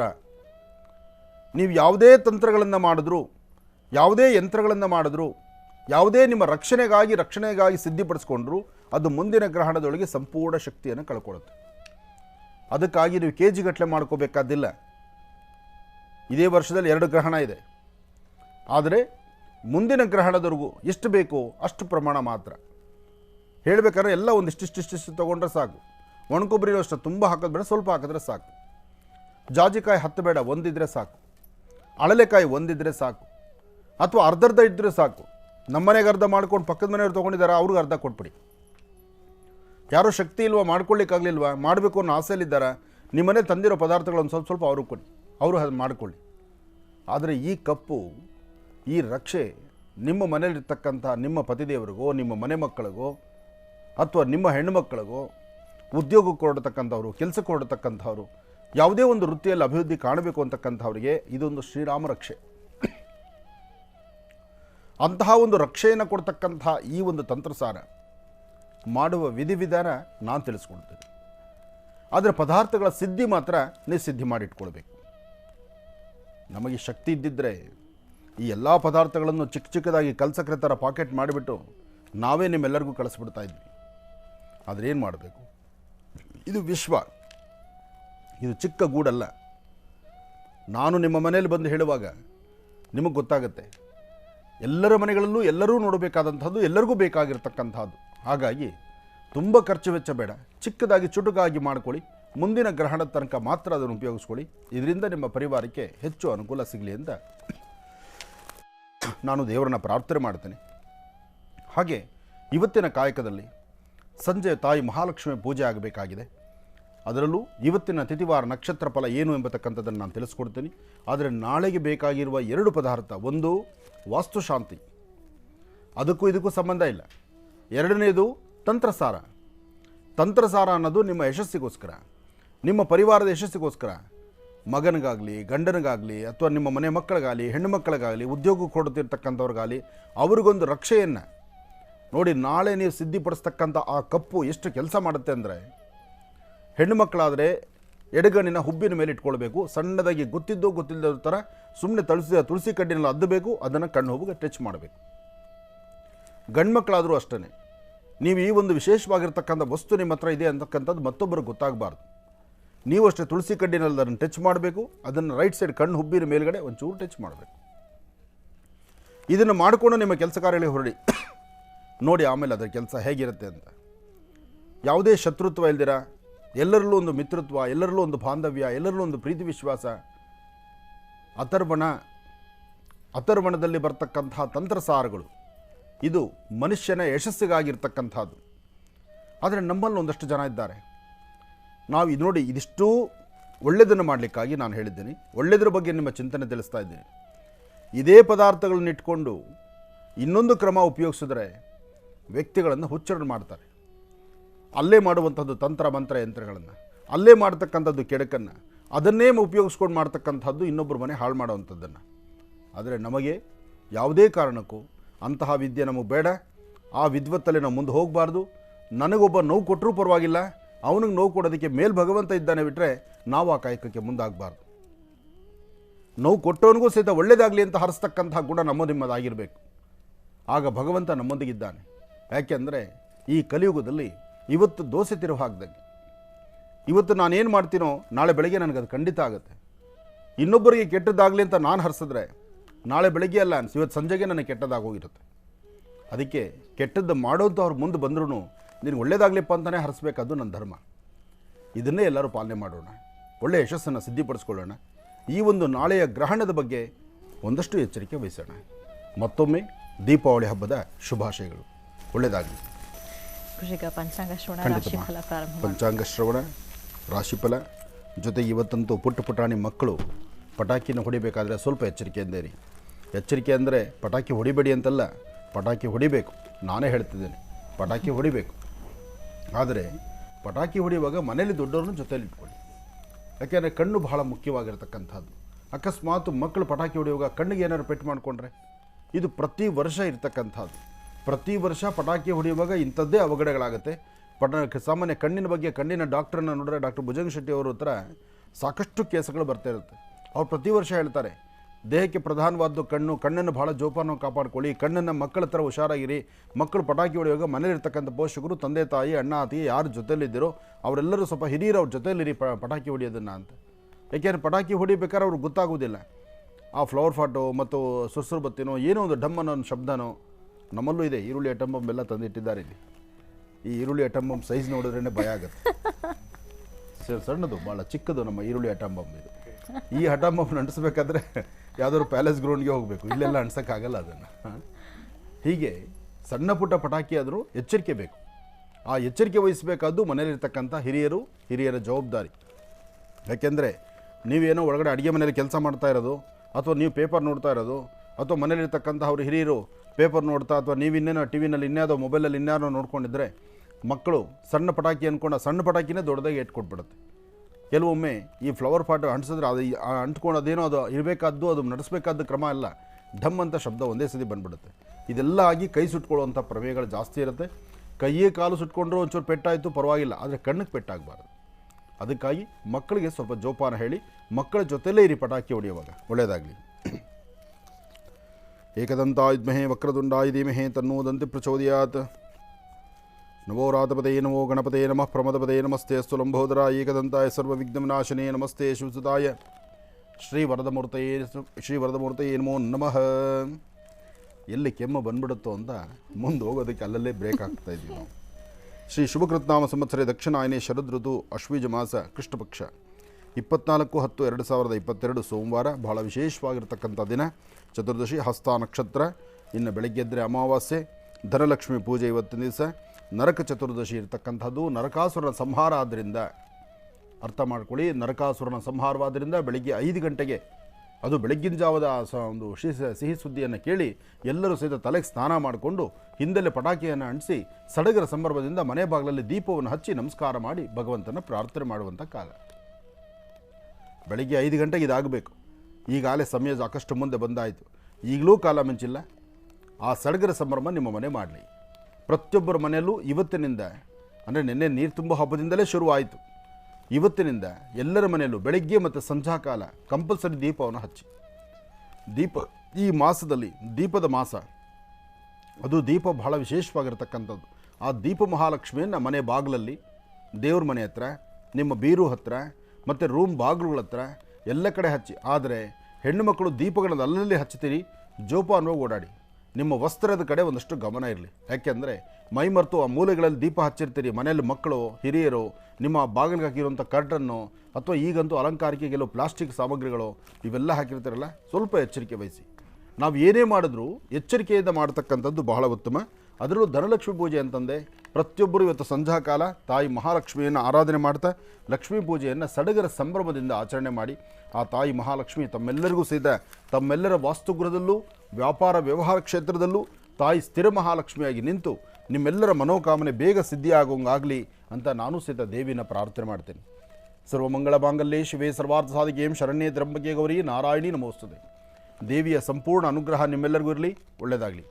ನಮಃ ಸೂರ್ಯಾಯ ಚಂದ್ರಾಯ ಮಂಗಳಾಯ ಬುಧಾಯ ಚ ಗುರು ಶುಕ್ರ ಶನಿಭ್ಯಶ್ಚ ರಾಹವೇ ಕೇತವೇ ನಮಃ. ಮೃತ್ಯುಂಜಯಾಯ ರುದ್ರಾಯ ನೀಲಕಂಠಾಯ ಶಂಭವೆ ಅಮೃತೇಶಾಯ ಸರ್ವಾಯ ಮಹಾದೇವಾಯ ತೇ ನಮಃ.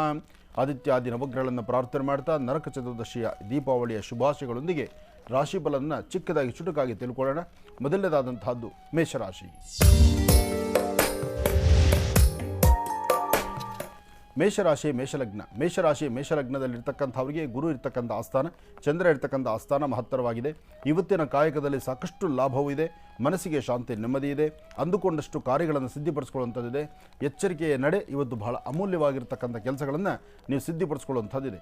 ಇವತ್ತು ನಿಮ್ಮ ಕುಲದೇವರನ್ನ ಪ್ರಾರ್ಥನೆ ಮಾಡ್ತಾ ಗುರು ಹಿರಿಯರ ಆಶೀರ್ವಾದವನ್ನು ಪಡೆದು ಒಳ್ಳೆ ಮನಸ್ಸಿನಿಂದ ತಾವು ತೆಗೆದುಕೊಳ್ಳುವಂತಹ ಕಾಯಕ ಕೆಲಸಗಳನ್ನು ಶೀಘ್ರಗತಿಯಲ್ಲಿ ಸಿದ್ಧಿಪಡಿಸ್ಕೊಳ್ತೀರಿ.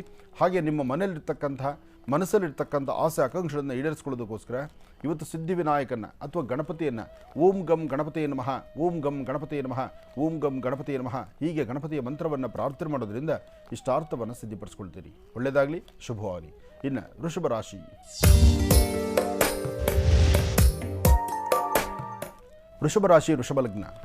ವೃಷಭ ಲಗ್ನದಲ್ಲಿರ್ತಕ್ಕಂಥವ್ರಿಗೆ ಚಂದ್ರ ಇರ್ತಕ್ಕಂಥ ಆಸ್ಥಾನ ಚೆನ್ನಾಗಿದ್ದು ಗುರುವಿನ ಅನುಗ್ರಹ ಇದೆ. ಮಾಡುವ ಯಾವುದೇ ಕೆಲಸ ಕಾರ್ಯಗಳಾದರೂ ಶೀಘ್ರದಲ್ಲಿ ಲಾಭವನ್ನು ಸಿದ್ಧಿಪಡಿಸ್ಕೊಳ್ಳುವಂಥದ್ದಿದೆ. ತಾಯಿ ಮಹಾಲಕ್ಷ್ಮಿಯನ್ನು, ಶಕ್ತಿ ದೇವತೆಯನ್ನು, ಗ್ರಾಮ ದೇವತೆಯನ್ನು ಪ್ರಾರ್ಥನೆ ಮಾಡೋದ್ರಿಂದ ನಿಮ್ಮ ಮನೋಕಾಮನೆಗಳನ್ನು ಸಿದ್ಧಿಪಡಿಸ್ಕೊಳ್ತೀರಿ.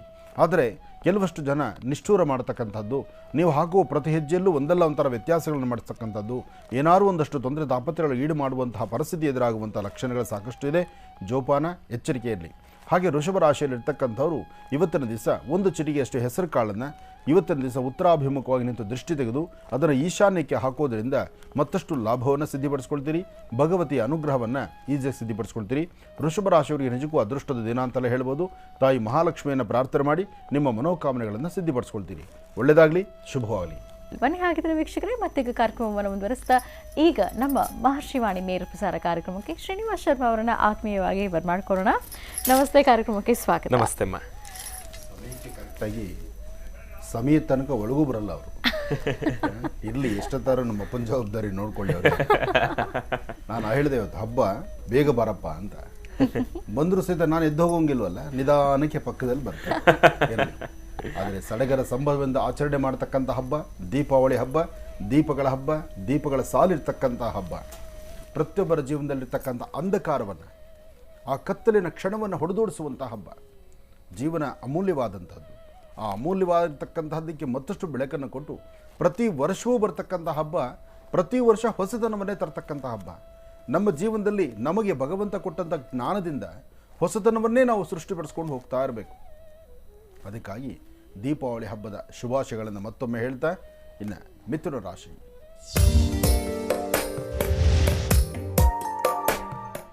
ಮಿಥುನ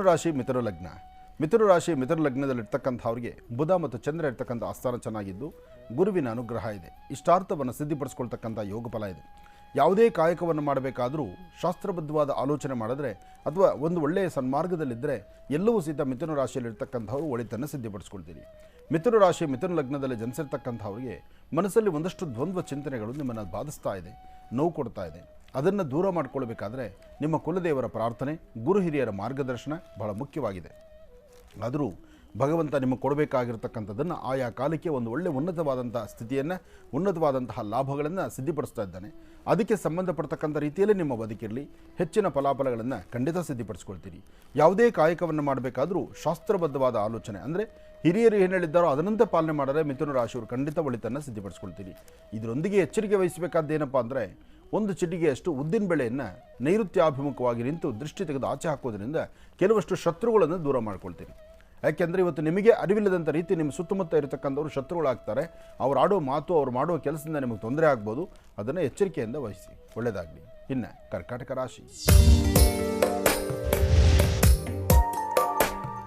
ಕರ್ಕಾಟಕ ರಾಶಿ ಕರ್ಕಾಟಕ ಲಗ್ನ. ಕರ್ಕಾಟಕ ರಾಶಿ ಕರ್ಕಾಟಕ ಲಗ್ನದಲ್ಲಿರ್ತಕ್ಕಂಥವ್ರಿಗೆ ಚಂದ್ರ ಮತ್ತು ಗುರು ಇರ್ತಕ್ಕಂಥ ಆಸ್ಥಾನ ಚೆನ್ನಾಗಿದೆ, ಶುಕ್ರ ಚೆನ್ನಾಗಿದ್ದಾನೆ. ಆರ್ಥಿಕ ಪರಿಸ್ಥಿತಿ ಪರವಾಗಿಲ್ಲ, ವ್ಯವಹಾರಗಳಲ್ಲಿ ಸ್ವಲ್ಪ ತೊಂದರೆ ಇದೆ, ಮನಸ್ಸಿಗೆ ನೆಮ್ಮದಿ ಇರೋದಿಲ್ಲ, ಅಧಿಕವಾದಂಥ ಚಂಚಲತೆ ಇರುತ್ತೆ. ಎಷ್ಟೇ ಆದರೂ ನಿಮ್ಮ ಜಾತಕದಲ್ಲಿ ಚಂದ್ರ ಇರ್ತಕ್ಕಂಥ ಆಸ್ಥಾನ ಇವತ್ತಷ್ಟು ಸಮಂಜಸವಾದ ಅಲ್ಲದ್ರಿಂದ ಒಂದಷ್ಟು ನೋವಿನ ಸಂಗತಿಗಳಿದೆ. ಇದಕ್ಕಾಗಿ ವಾರದ ಮೊದಲನೇ ದಿವಸ ಸೋಮವಾರ ಸೋಮೇಶ್ವರ ಸುಂದರೇಶ್ವರ ಪರಮೇಶ್ವರನ್ನ ಪ್ರಾರ್ಥನೆ ಮಾಡ್ತಾ ಓಂ ನಮಃ ಶಿವ ಎಂಬತಕ್ಕಂಥ ಶಿವಮಂತ್ರವನ್ನು ನಿರಂತರವಾಗಿ ಪಠನೆ ಮಾಡಿ ಹೆಚ್ಚಿನ ಫಲವನ್ನು ಖಂಡಿತ ಸಿದ್ಧಿಪಡಿಸ್ಕೊಳ್ತೀರಿ. ಯಾವುದೇ ಕಾಯಕವನ್ನು ಮಾಡಬೇಕಾದ್ರೂ, ಯಾವುದೇ ಕೆಲಸ ಕಾರ್ಯಗಳ ಬಗ್ಗೆ ಚಿಂತನೆ ಮಾಡಬೇಕಾದ್ರೂ ಒಂದಿಷ್ಟು ಆಲೋಚನೆ ಬೇಕು, ಒಳ್ಳೆಯ ಸನ್ಮಾರ್ಗದತ್ತ. ಹಾಗೆ ಕರ್ಕಾಟಕ ರಾಶಿಯವರು ಸೋಮೇಶ್ವರನ್ನ ಅಂದರೆ ಈಶ್ವರನ್ನ ಪ್ರಾರ್ಥನೆ ಮಾಡಿ ಓಂ ನಮಃ ಶಿವಾಯ ಎಂಬತಕ್ಕಂಥ ಶಿವಮಂತ್ರವನ್ನು ಹೇಳೋದ್ರಿಂದ ಹೆಚ್ಚಿನ ಫಲವನ್ನು ಖಂಡಿತ ಸಿದ್ಧಿಪಡಿಸ್ಕೊಳ್ತೀರಿ. ಇನ್ನು ಸಿಂಹರಾಶಿ. ಸಿಂಹರಾಶಿ ಸಿಂಹಲಗ್ನ. ನಾನು ಹೇಳುವಾಗ ಶ್ರೀನಿವಾಸ್ ಏನಪ್ಪ ಅಂದರೆ ಯೋಚನೆ ಮಾಡ್ತಿದ್ದೆ, ನನಗೆ ಎಲ್ಲಿ ಬಿಟ್ಕೊಟ್ಬಿಡ್ತಾರೋ ಜವಾಬ್ದಾರಿ ಅಂತ. ಸಿಂಹರಾಶಿ ಸಿಂಹಲಗ್ನ. ಸಿಂಹರಾಶಿ ಸಿಂಹಲಗ್ನದಲ್ಲಿರ್ತಕ್ಕಂಥವ್ರಿಗೆ ಬುಧ ಮತ್ತು ಚಂದ್ರ ಎರಡೂ ಚೆನ್ನಾಗಿದೆ, ಆರ್ಥಿಕ ಪರಿಸ್ಥಿತಿ ಚೆನ್ನಾಗಿದೆ, ವ್ಯವಹಾರಗಳು ಚೆನ್ನಾಗಿದೆ, ಕೆಲಸ ಕಾರ್ಯಗಳು ಚೆನ್ನಾಗಿದೆ. ಒಳ್ಳೆಯ ಮನಸ್ಸಿನಿಂದ ನೀವು ಹಾಕುವ ಹೆಜ್ಜೆ ಮಾತ್ರ ನಿಮ್ಮದಾಗಬೇಕಾಗಿದೆ. ಇನ್ನೊಬ್ಬರನ್ನ ನಾವು ಜೊತೆಲಿಟ್ಕೊಂಡು ಯಾರೊಬ್ಬರಿಗಾದರೂ ಒಂದಿಷ್ಟು ಸಹಾಯವನ್ನು ಮಾಡೋ ಗುಣ ಇವತ್ತು ಸಿಂಹರಾಶಿಯವ್ರಿಗೆ ಬೇಕೇ ಬೇಕಾಗಿದೆ. ಯಾಕೆಂದರೆ ಸಿಂಹರಾಶಿ ಸಿಂಹಲಗ್ನದಲ್ಲಿರ್ತಕ್ಕಂಥವ್ರಿಗೆ ಇವತ್ತಿರ್ತಕ್ಕಂಥ ಗ್ರಹಸ್ಥಿತಿಗಳು ಗ್ರಹಫಲ ಅಷ್ಟು ಚೆನ್ನಾಗಿದೆ. ಹಾಗಾಗಿ ತಾಯಿ ಮಹಾಲಕ್ಷ್ಮಿಯನ್ನು ಪ್ರಾರ್ಥನೆ ಮಾಡಿ, ನೀವು ಪ್ರಾರ್ಥನೆ ಮಾಡಿ ನಾನು ಚೆನ್ನಾಗಿದ್ದು ನನ್ನಿಂದ 4 ಕುಟುಂಬ ಚೆನ್ನಾಗಿರಲಿ ಅನ್ನೋ ಒಂದು ಒಳ್ಳೆ ಮನಸ್ಸಿನಿಂದ ನೀವು ಸಂಕಲ್ಪ ಮಾಡ್ತಿರಲ್ಲ, ಖಂಡಿತ ಫಲ ಸಿದ್ಧಿಯಾಗುತ್ತೆ. ಹಾಗೆ ಇವತ್ತು ಸಂಧ್ಯಾಕಾಲ ಸಾಯಂ ಸಂಧ್ಯಾ ಗೋಧೂಳಿ ಲಗ್ನದಲ್ಲಿ ತಾಯಿ ಮಹಾಲಕ್ಷ್ಮಿಯನ್ನು ಪ್ರಾರ್ಥನೆ ಮಾಡಿ, ಲಕ್ಷ್ಮೀ ದೇವಿಯನ್ನು ಪ್ರಾರ್ಥನೆ ಮಾಡಿ ಲಕ್ಷ್ಮಿಗಿಷ್ಟು ಕುಂಕುಮಾರ್ಚನೆಯನ್ನು ನಡೆಸಿ ಆ ಕುಂಕುಮ ಪ್ರಸಾದವನ್ನು ಒಂಚೂರು ಹಣೆಗೆ ಹಚ್ಕೊಳ್ಳೋದು ಬಹಳ ಉತ್ತಮ ಸಿಂಹರಾಶಿಯವರು. ಇನ್ನು ಕನ್ಯಾ ರಾಶಿ. ಕನ್ಯಾ ರಾಶಿ ಕನ್ಯಾ ಲಗ್ನ. ಕನ್ಯಾ ರಾಶಿ ಕನ್ಯಾ ಲಗ್ನದಲ್ಲಿರ್ತಕ್ಕಂಥವ್ರಿಗೆ ಆರ್ಥಿಕ ಸಂಕಷ್ಟಗಳು ಒಂದಷ್ಟು ಎದುರಾಗುತ್ತೆ. ಮನಸ್ಸಿಗೆ ನೆಮ್ಮದಿ ಇಲ್ಲ, ಅಧಿಕವಾದಂಥ ಚಂಚಲತೆ ಇದೆ, ಭಯದ ವಾತಾವರಣ ಇದೆ, ತೃಪ್ತಿಕರವಾದಂತಹ ಮನಸ್ಥಿತಿ ನಿಮ್ಮದು ಕಾಣಿಸ್ತಾ ಇಲ್ಲ. ಸಣ್ಣ ಸಣ್ಣ ವಿಚಾರಕ್ಕೂ ಸಹಿತ ಮೂಗಿಂತದಲ್ಲಿ ಕೋಪ ಇಟ್ಕೊಂಡಿದ್ದೀರಿ. ಯಾವುದೇ ಕೆಲಸ ಕಾರ್ಯಗಳು ಸಹಿತ ಪರಿಪಕ್ವತೆಯಿಂದ ಮಾಡಲಿಕ್ಕೆ ಆಗದಂಥ ರೀತಿಯಲ್ಲಿದ್ದೀರಿ. ಅಧಿಕವಾದಂಥ ಚಂಚಲತೆ ನಿಮ್ಮನ್ನು ಮನಸ್ಸಿಗೆ ನೋವು ಕೊಡ್ತಾ ಇದೆ. ಇದಕ್ಕೆ ಬಹಳ ಎಚ್ಚರಿಕೆ ಬೇಕಾಗಿದೆ. ಇವತ್ತು ನೀವು ಮಾಡುವ ಕೆಲಸದಲ್ಲಿ ಒಂದಷ್ಟು ಲಾಭ ಗಳಿಸಬೇಕಾದ್ರೆ, ಮನಸ್ಸಲ್ಲಿರ್ತಕ್ಕಂಥ ನೋವನ್ನು ದೂರ ಮಾಡ್ಕೋಬೇಕಾದ್ರೆ ತಂತ್ರ ಮಂತ್ರ ಯಂತ್ರದ ಬಗ್ಗೆ ಒಂದಷ್ಟು ಚಿಂತನೆ ಮಾಡಿ ಒಳ್ಳೆ ಫಲಗಳನ್ನು ಸಿದ್ಧಿಪಡಿಸುವಂತಹ, ಒಳ್ಳೆ ಕಾಯಕ ಸಿದ್ಧಿ ಆಗುವಂಥ ಒಂದು ದೇವಿ ಔಪಾಸನೆ ಮಾಡುವಂಥ ಯಾವುದಾದ್ರು ಪುಣ್ಯಕ್ಷೇತ್ರ ಇದ್ದರೆ ಅಲ್ಲಿ ಹೋಗಿ ತಾಯಿನ ಸಾನ್ನಿಧ್ಯದಲ್ಲಿ ಪ್ರಾರ್ಥನೆ ಮಾಡಿ ಅಮ್ಮನವರಿಗೆ ಒಂದಿಷ್ಟು ಯಾವುದಾದ್ರು ಹಳದಿ ಕಲರ್ ಪುಷ್ಪಗಳನ್ನು, ಅಂದರೆ ಶಾಮಂತಿಗೆ ಆಗ್ಬೋದು, ಹಳದಿ ಕಲರ್ ಹೂವು ಆಗ್ಬೋದು, ಹಳದಿ ಕಲರ್ ದಾಸವಾಳ ಆಗ್ಬೋದು, ಇಂತಹದ್ದನ್ನು ಕನ್ಯಾ ರಾಶಿಯವರು ಕೊಟ್ಟು ಒಂದು ಪ್ರಾರ್ಥನೆ ಮಾಡಿದ್ದೆ ಆದರೆ ಖಂಡಿತ ಒಳ್ಳೆ ಫಲವನ್ನು ಸಿದ್ಧಿಪಡಿಸ್ಕೊಳ್ತೀರಿ.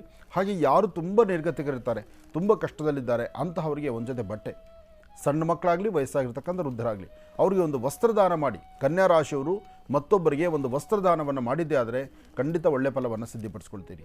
ಒಳ್ಳೆಯದಾಗಲಿ, ಶುಭವಾಗಲಿ. ಇನ್ನು ತುಲಾರಾಶಿ. ತುಲಾರಾಶಿ ತುಲಾಲಗ್ನ. ತುಲಾರಾಶಿ ತುಲಾಲಗ್ನದಲ್ಲಿರ್ತಕ್ಕಂಥವ್ರಿಗೆ ಚಂದ್ರ ಚೆನ್ನಾಗಿದ್ದು ಬುಧನ ಆಸ್ಥಾನ ಚೆನ್ನಾಗಿದೆ. ಆದರೆ ನಾಳೆ ಸಂಭವಿಸ್ತಿರ್ತಕ್ಕಂಥ ಗ್ರಹಣದ ಒಂದಷ್ಟು ದೋಷಗಳು ನಿಮ್ಮನ್ನು ತೊಂದರೆ ಮಾಡುವಂಥ ಪರಿಸ್ಥಿತಿ ಇದೆ.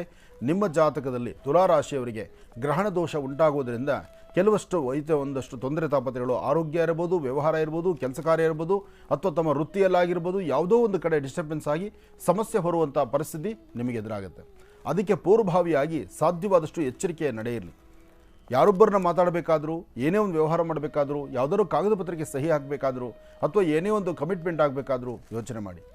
ಯಾರನ್ನ ನಂಬಿದ್ರಿ, ಯಾರು ನಿಮ್ಮ ಹಿಂದೆ ಇದ್ದರು, ಯಾರು ನಿಮ್ಮ ಬೆಂಬಲವಾಗಿದ್ದರು, ಯಾರು ನಿಮ್ಮ ಜೊತೆಯಲ್ಲಿದ್ದರು, ನಾನು ಇದ್ದೇನೆ ಅಂತ ಹೇಳ್ತಿದ್ರು, ಅಂಥವರೇ ದೂರ ಆಗುವಂಥ ಲಕ್ಷಣಗಳಿದೆ. ಆದಷ್ಟು ತುಲಾರಾಶಿಯವರು ಇವತ್ತಿನಿಂದಲೇ ನಿಮ್ಮ ಕುಲದೇವರನ್ನ ಪ್ರಾರ್ಥನೆ ಮಾಡಿ. ಇದು ಭಯ ಅಲ್ಲ, ಎಚ್ಚರಿಕೆ ಬೇಕು. ಆ ಎಚ್ಚರಿಕೆಯ ನಡೆ ಇವತ್ತು ನಿಮಗೆ ಬಹಳ ಅನುಕೂಲ ಆಗುತ್ತೆ. ಇದರಿಂದ ಸಾಧ್ಯವಾದಷ್ಟು ಆ ನಿಮ್ಮ ನಮ್ರತೆಯ ಬದುಕು, ಜೊತೆಗೆ ರಾಮಭಕ್ತ ಹನುಮನ್ನ ಶ್ರದ್ಧಾಭಕ್ತಿಯಾಗಿ ಪ್ರಾರ್ಥನೆ ಮಾಡಿ ಶ್ರೀರಾಮ ಜಯ ರಾಮ ಜಯ ಜಯ ರಾಮ ಆ ರಾಮನಾಮವನ್ನು ನಿರಂತರ ಪಠನೆ ಮಾಡಿ ಹೆಚ್ಚಿನ ಫಲವನ್ನು ಖಂಡಿತ ಸಿದ್ಧಿಪಡಿಸ್ಕೊಳ್ತೀರಿ. ಇನ್ನು ವೃಶ್ಚಿಕ ರಾಶಿ. ವೃಶ್ಚಿಕ ಲಗ್ನದಲ್ಲಿರ್ತಕ್ಕಂಥವರಿಗೆ ಬುಧನ ಆಸ್ಥಾನ ಚೆನ್ನಾಗಿದೆ, ಗುರುವಿನ ಅನುಗ್ರಹ ಇದೆ, ಇಷ್ಟಾರ್ಥವನ್ನು ಸಿದ್ಧಿಪಡಿಸ್ಕೊಳ್ತಕ್ಕಂಥ ಯೋಗ ಫಲ ನಿಮ್ಮದಾಗಿದೆ. ಆರ್ಥಿಕ ಸಂಕಷ್ಟದಿಂದ ಮುಕ್ತರಾಗುವಂಥ ಫಲ ಇದೆ. ಮಾಡುವಂಥ ಪ್ರತಿಯೊಂದು ಕಾಯಕದಲ್ಲೂ ಹೆಚ್ಚಿನ ಯಶಸ್ಸನ್ನು ಸಿದ್ಧಿಪಡಿಸ್ಕೊಳ್ತೀರಿ. ಅರ್ಥಗರ್ಭಿತವಾದಂತಹ ಬದುಕನ್ನು ಕಾಣ್ತೀರಿ. ವೃಶ್ಚಿಕ ರಾಶಿಯಲ್ಲಿರ್ತಕ್ಕಂಥವರು ನಾನು ನಂದು ಎಂಬತಕ್ಕಂಥದ್ದನ್ನು ಬಿಡಿ ಹೆಚ್ಚಿನ ಫಲಾಫಲಗಳನ್ನು ಸಿದ್ಧಿಪಡಿಸ್ಕೊಳ್ಳುವಂಥ ಯೋಗ ಫಲ ಇದೆ. ಧೈರ್ಯದಿಂದ ಒಂದೆಜ್ಜೆ ಮುಂದೆ ಹಾಕಿ ಅರ್ಥಗರ್ಭಿತವಾದಂಥ ಜೀವನವನ್ನು ಸಾಗಿಸ್ತೀರಿ. ಇವತ್ತಿನ ದಿವಸ ತಾಯಿ ಭುವನೇಶ್ವರಿ ರಾಜರಾಜೇಶ್ವರಿ ಶಕ್ತಿ ದೇವತೆಯನ್ನು ಪ್ರಾರ್ಥನೆ ಮಾಡ್ತಕ್ಕಂಥದ್ದು, ವೃತ್ತಿಯಲ್ಲಿ ಒಂದಿಷ್ಟು ಅಭಿವೃದ್ಧಿಯನ್ನು ಕಾಣ್ತಕ್ಕಂಥದ್ದು, ಫಲಾಫಲಗಳ ಸಿದ್ಧಿಗಾಗಿ ತಮ್ಮ ಶ್ರಮಕ್ಕೆ ತಕ್ಕ ಪ್ರತಿಫಲವನ್ನು ಸಿದ್ಧಿಪಡಿಸಿಕೊಳ್ಳುವಂಥ ಯೋಗ ಫಲ ವೃಶ್ಚಿಕ ರಾಶಿಯವರಿಗಿದೆ. ವೃಶ್ಚಿಕ ರಾಶಿ ವೃಶ್ಚಿಕ ಲಗ್ನದಲ್ಲಿರ್ತಕ್ಕಂಥವರು ಇವತ್ತು ತಾವು ಯಾವುದೇ ಕಾಯಕವನ್ನು ಮಾಡಬೇಕು ಅಂತ ಮುಂದಾದರೂ ಅದರ ಫಲಗಳು ಸಾಕಷ್ಟು ಇರೋದ್ರಿಂದ ದೇವಿಯ ಉಪಾಸನೆ ಬಹಳ ಮುಖ್ಯವಾಗಿರ್ತಕ್ಕಂಥದ್ದು. ಸರ್ವಮಂಗಳ ಮಾಂಗಲ್ಯೆ ಶಿವೇ ಸರ್ವಾರ್ಥ ಸಾಧಿಕೆ ಶರಣ್ಯೇ ತ್ರ್ಯಂಬಕೆ ಗೌರಿ ನಾರಾಯಣಿ ನಮೋಸ್ತುತೆ. ದೇವಿಯನ್ನು ಪ್ರಾರ್ಥನೆ ಮಾಡಿ ಇಷ್ಟಾರ್ಥವನ್ನು ಸಿದ್ಧಿಪಡಿಸ್ಕೊಳ್ಳಿ. ಒಳ್ಳೆಯದಾಗಲಿ, ಶುಭವಾಗಲಿ. ಮನೆ ಹಾಗಿದ್ರೆ ವೀಕ್ಷಕರೇ, ಮತ್ತೆ ಈಗ ಕಾರ್ಯಕ್ರಮವನ್ನು ಮುಂದುವರಿಸ್ತಾ ಇನ್ನು ಧನುರ್ ರಾಶಿಯಿಂದ ರಾಶಿಗಳಲ್ಲಿ ಇರುವಂತಹ ಫಲಾಫಲಗಳೇನು ಅಂತ ಅಕ್ಷರ ತಿಳಿಸ್ಕೊಡ್ಬೇಕು. ಆದರೆ ಅದಕ್ಕೂ ಮುನ್ನ ಅರ್ಚಕರಾಗಿರುವಂತಹ ಶ್ರೀ ಹರೀಶ್ ಅವರನ್ನ ಕಾರ್ಯಕ್ರಮಕ್ಕೆ ಸ್ವಾಗತಿಸೋಣ. ನಮಸ್ತೆ, ಕಾರ್ಯಕ್ರಮಕ್ಕೆ ಸ್ವಾಗತ. ಖುಷಿಗೆ ಧನುರ್ ರಾಶಿಯಿಂದ ತಿಳಿಸ್ಕೊಡ್ಬೇಕು ನೀವು. ಖಂಡಿತಮ್ಮ, ನಮ್ಮ ಸೆಟ್ಟಲ್ಲೇ ಒಂದು ವೈಭವೀಕರಿಸುವಂಥದ್ದು ಸೆಟ್ಟು ತುಂಬ ತುಂಬಿರುವಂಥದ್ದು ಇವತ್ತಾಯಿತು. ಮಹರ್ಷಿವಾಣಿ ಕಾರ್ಯಕ್ರಮಕ್ಕೆ ಹರೀಶ್ ಒಬ್ಬ ಎಂಟ್ರಿ ಕೊಟ್ಟ ಅಂದರೆ ಅದೆಲ್ಲ ಪಕ್ಕದಲ್ಲಿ ಹಠಂಬಂ ಬೇರೆ ಇಟ್ಕೊಂಡು ಬಂದಿದ್ದಾರೆ. ಇರಲಿ, ಒಳ್ಳೆಯದಾಗಲಿ. ಇನ್ನು ರಾಶಿ ಫಲದತ್ತ ಗಮನ ಹರಿಸೋಣ. ಧನುರ್ ರಾಶಿ.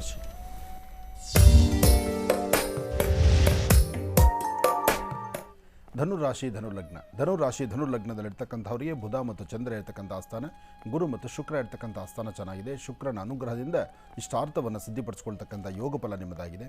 ಇವತ್ತು ತಾವು ಏನು ಮಾಡಬೇಕು ಅಂತಿದ್ದೀರಿ, ಏನು ಮಾಡಿದ್ರೆ ಸರಿ ಇದೆ ಅಂತ ನಿಮ್ಮ ಮನಸ್ಸಲ್ಲಿ ಅನಿಸುತ್ತೆ, ಅದನ್ನೇ ಮಾಡಿ. ಇವತ್ತು ಯಾರೊಬ್ಬರು ಹೇಳುವ ಮಾತಿಗಿನ್ನ ಭಗವಂತ ನಿಮಗೆ ಕೊಟ್ಟಿರ್ತಕ್ಕಂತಹ ಒಳ್ಳೆಯ ಒಂದು ಘನವಿದ್ಯೆ ಏನಿದೆ ಅಥವಾ ನಿಮ್ಮ ವಿದ್ಯೆ ನಿಮ್ಮ ಜ್ಞಾನದಿಂದ ಅದನ್ನು ಅಭಿವೃದ್ಧಿಪಡಿಸ್ಕೊಳ್ಬೋದು. ಹಾಗಾಗಿ ಇವತ್ತು ಚಂದ್ರ ಮತ್ತು ಬುಧ ಇರ್ತಕ್ಕಂಥ ಆಸ್ಥಾನವೂ ಚೆನ್ನಾಗಿದೆ. ಧೈರ್ಯವಾಗಿ ಒಂದು ಹೆಜ್ಜೆ ಮುಂದೆ ಹಾಕಿ ಹೆಚ್ಚಿನ ಫಲಗಳನ್ನು ಸಿದ್ಧಿಪಡಿಸ್ಕೊಳ್ತೀರಿ. ಧನುರಾಶಿಯಲ್ಲಿರ್ತಕ್ಕಂಥವರು ಇವತ್ತಿನ ದಿವಸ ಶಿವಾಲಯಕ್ಕೆ ಬಂದು ಒಂದಷ್ಟು ಬಿಲ್ವಪತ್ರೆಯಿಂದ ಅರ್ಚನೆಯನ್ನು ಮಾಡಿಸಿ, ಆ ಬಿಲ್ವಪತ್ರೆ ಅರ್ಚನೆ ಆದ ನಂತರ ಅಲ್ಲಿರ್ತಕ್ಕಂಥ ಭಸ್ಮ ಪ್ರಸಾದವನ್ನು ನೀವು ಹಣೆಗೆ ಧಾರಣೆ ಮಾಡ್ಕೊಳ್ಳೋದ್ರಿಂದ ಮತ್ತಷ್ಟು ಅನುಕೂಲವನ್ನು ಧನುರಾಶಿಯವರು ಸಿದ್ಧಿಪಡಿಸ್ಕೊಳ್ತೀರಿ. ಇನ್ನು ಮಕರ ರಾಶಿ. ಮಕರ ರಾಶಿ ಮಕರ ಲಗ್ನ. ಮಕರ ರಾಶಿ ಮಕರ ಲಗ್ನದಲ್ಲಿರ್ತಕ್ಕಂಥವ್ರಿಗೆ ದೀಪಾವಳಿಯ ಗಿಫ್ಟ್ ಇದೆ. ಹೇಗೆ ಅಂದರೆ, ನೀವೇನು ಅಂದುಕೊಂಡಿದ್ರೂ ಅದು ಸಾಧನೆ ಆಗುತ್ತೆ. ಆದರೆ ಅಂದುಕೊಳ್ಳೋದು, ಬೇಡಿಕೊಳ್ಳೋದು ಮತ್ತು ಭಗವಂತನ ಕೃಪೆಯಿಂದ ಸಿಗುತ್ತೆ ಎಂಬತಕ್ಕಂಥ ಆ ನಂಬಿಕೆ ಇದೆಯಲ್ಲ, ಅದು ಬಹಳ ಮುಖ್ಯವಾಗುತ್ತೆ.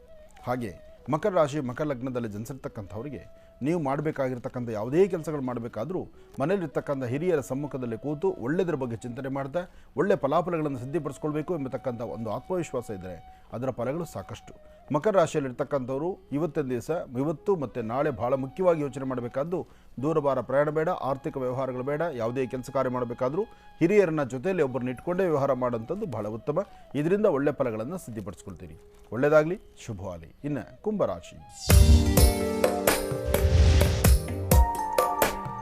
ಕುಂಭರಾಶಿ ಕುಂಭಲಗ್ನ. ಕುಂಭರಾಶಿ ಕುಂಭಲಗ್ನದಲ್ಲಿರ್ತಕ್ಕಂಥವರಿಗೆ ಚಂದ್ರ ಚೆನ್ನಾಗಿದ್ದಾನೆ, ಗುರುವಿನ ಅನುಗ್ರಹ ಇದೆ, ಫಲಾಫಲಗಳನ್ನು ಸಿದ್ಧಿಪಡಿಸ್ಕೊಳ್ಳತಕ್ಕಂತಹ ಯೋಗ ಫಲ ಇದೆ. ಹಾಗೆ ಅದೃಷ್ಟ ಎಂಬತಕ್ಕಂಥದ್ದು ಭಗವಂತ ಕೊಟ್ಟರೆ ಮಾತ್ರ. ಭಗವಂತ ಕೊಟ್ಟರೆ ನೋಡಿ, ಮಾನವ ಕೊಡ್ತಕ್ಕಂಥದ್ದು ಮನೆ ತನಕ, ಭಗವಂತ ಕೊಡ್ತಕ್ಕಂಥದ್ದು ಕೊನೆ ತನಕ. ಆ ಭಗವಂತನ ಕೃಪೆ ಸಿಗುವಂಥದ್ದು, ಭಗವಂತನ ಒಲಿಸ್ಕೊಳ್ಳೋದಕ್ಕೆ ಬೇಕಾಗಿರ್ತಕ್ಕಂಥದ್ದು, ಭಗವತ್ ಸಂಕಲ್ಪದಲ್ಲಿ ಫಲಾಫಲಗಳನ್ನು ಸಿದ್ಧಿಪಡಿಸ್ಕೊಳ್ಳುವಂತಹ ಯೋಗ ಫಲ ಇರೋದ್ರಿಂದ ನೀವು ಅಂಜಬೇಕಾದಿಲ್ಲ, ಭಯಪಡಬೇಕಾದಿಲ್ಲ. ಧೈರ್ಯವಾಗಿರಿ, ಹೆಚ್ಚಿನ ಫಲಗಳನ್ನು ಖಂಡಿತ ಸಿದ್ಧಿಪಡಿಸ್ಕೊಳ್ತೀರಿ. ಆದರೆ ಯಾವುದೇ ಕೆಲಸ ಕಾರ್ಯಗಳನ್ನು ಮಾಡಬೇಕಾದ್ರೂ ಒಳ್ಳೆ ಮನಸ್ಸಿನಿಂದ ಒಳ್ಳೆ ತೀರ್ಮಾನಕ್ಕೆ ಬನ್ನಿ, ಅದರ ಫಲಗಳು ಸಾಕಷ್ಟು ಆಗುತ್ತೆ. ಒಳ್ಳೆಯ ಅನುಕೂಲವನ್ನು ಸಿದ್ಧಿಪಡಿಸ್ಕೊಳ್ತೀರಿ. ಇವತ್ತು ತಾಯಿ ಭುವನೇಶ್ವರಿ, ರಾಜರಾಜೇಶ್ವರಿ, ಶಕ್ತಿ ದೇವತೆಯನ್ನು ಪ್ರಾರ್ಥನೆ ಮಾಡೋದ್ರಲ್ಲೂ ತಾವು ಒಂದೇ ಹೆಜ್ಜೆ ಮುಂದೆ ಹಾಕಿದ್ರೆ ಅದರ ಫಲಗಳು ಸಾಕಷ್ಟು. ಒಳ್ಳೆಯದಾಗಲಿ, ಶುಭವಾಗಲಿ. ಇನ್ನು ಕಡೆಯ ರಾಶಿ ಮೀನರಾಶಿ. ಮೀನರಾಶಿ ಮೀನಲಗ್ನ. ಮೀನಲಗ್ನದಲ್ಲಿರ್ತಕ್ಕಂಥವರಿಗೆ ಚಂದ್ರ ಚೆನ್ನಾಗಿದ್ದಾನೆ, ಗುರುವಿನ ಅನುಗ್ರಹ ಇದೆ, ಆರ್ಥಿಕ ಸಂಕಷ್ಟದಿಂದ ಮುಕ್ತರಾಗಿ ಹೆಚ್ಚಿನ ಫಲಗಳನ್ನು ಸಿದ್ಧಿಪಡಿಸ್ಕೊಳ್ಳುವಂಥ ಯೋಗ ಫಲ ಇದೆ. ಆದರೆ ಸಣ್ಣ ಸಣ್ಣ ವಿಚಾರಕ್ಕೂ ಸಹಿತ ಒಂದಷ್ಟು ಮನಸ್ಸು ನೋವು ಮಾಡ್ಕೊಳ್ತೀರಿ. ಇನ್ನೊಬ್ಬರನ್ನ ನೀವು ಮಾತಾಡ್ತೀರಿ, ಅವರಾಡೋ ಮಾತು ನಿಮ್ಮ ಮನಸ್ಸಿಗೆ ಇಷ್ಟ ಆಗೋದಿಲ್ಲ, ಅಥವಾ ಕೆಲಸ ಕಾರ್ಯಗಳಲ್ಲಿ ಎಲ್ಲೋ ಒಂದಿಷ್ಟು ಅಡ್ಡಿ ಆತಂಕ ಇರುತ್ತೆ, ಅದನ್ನು ಸರಿಪಡಿಸ್ಕೊಳ್ಳೋದಕ್ಕಾಗೋದಿಲ್ಲ. ಸರಿಯಾದ ಮಾರ್ಗದಲ್ಲಿ ಮುಂದೆ ನಡಿಬೇಕು ಅಂದ್ಕೊಂಡು ನಡೀಲಿಕ್ಕೆ ಆಗದಂಥ ಪರಿಸ್ಥಿತಿಯಲ್ಲಿರ್ತೀರಿ.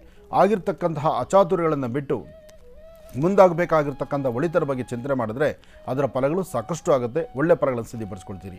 ಒಳ್ಳೆಯದಾಗಲಿ, ಶುಭವಾಗಲಿ. ದೀಪಾವಳಿ ಹಬ್ಬ ಸಡಗರ ಸಂಭ್ರಮದಿಂದ ಆಚರಣೆ ಮಾಡ್ತಿರ್ತಕ್ಕಂಥ ಹಬ್ಬ. ಈ ಹಬ್ಬಕ್ಕಾಗಿ ಮನೆಯಲ್ಲಿರ್ತಕ್ಕಂಥ ಪುಟ್ಟ ಪುಟಾಣಿ ಮಕ್ಕಳಿಗೆ ಇನ್ನೊಮ್ಮೆ ತಿಳಿಸ್ಕೊಡ್ತಿದ್ದೀನಿ, ಮಕ್ಕಳಿಗೆ ಪಟಾಕಿಯನ್ನು ತಂದು ಕೊಡಿ. ಆದರೆ ಮಕ್ಕಳು ಪಟಾಕಿ ಹೊಡಿಯುವಾಗ ಮಕ್ಕಳ ಜೊತೆಯಲ್ಲಿರಿ. ಯಾಕೆಂದರೆ ಕಣ್ಣು ಬಹಳ ಅಮೂಲ್ಯವಾಗಿರ್ತಕ್ಕಂಥದ್ದು.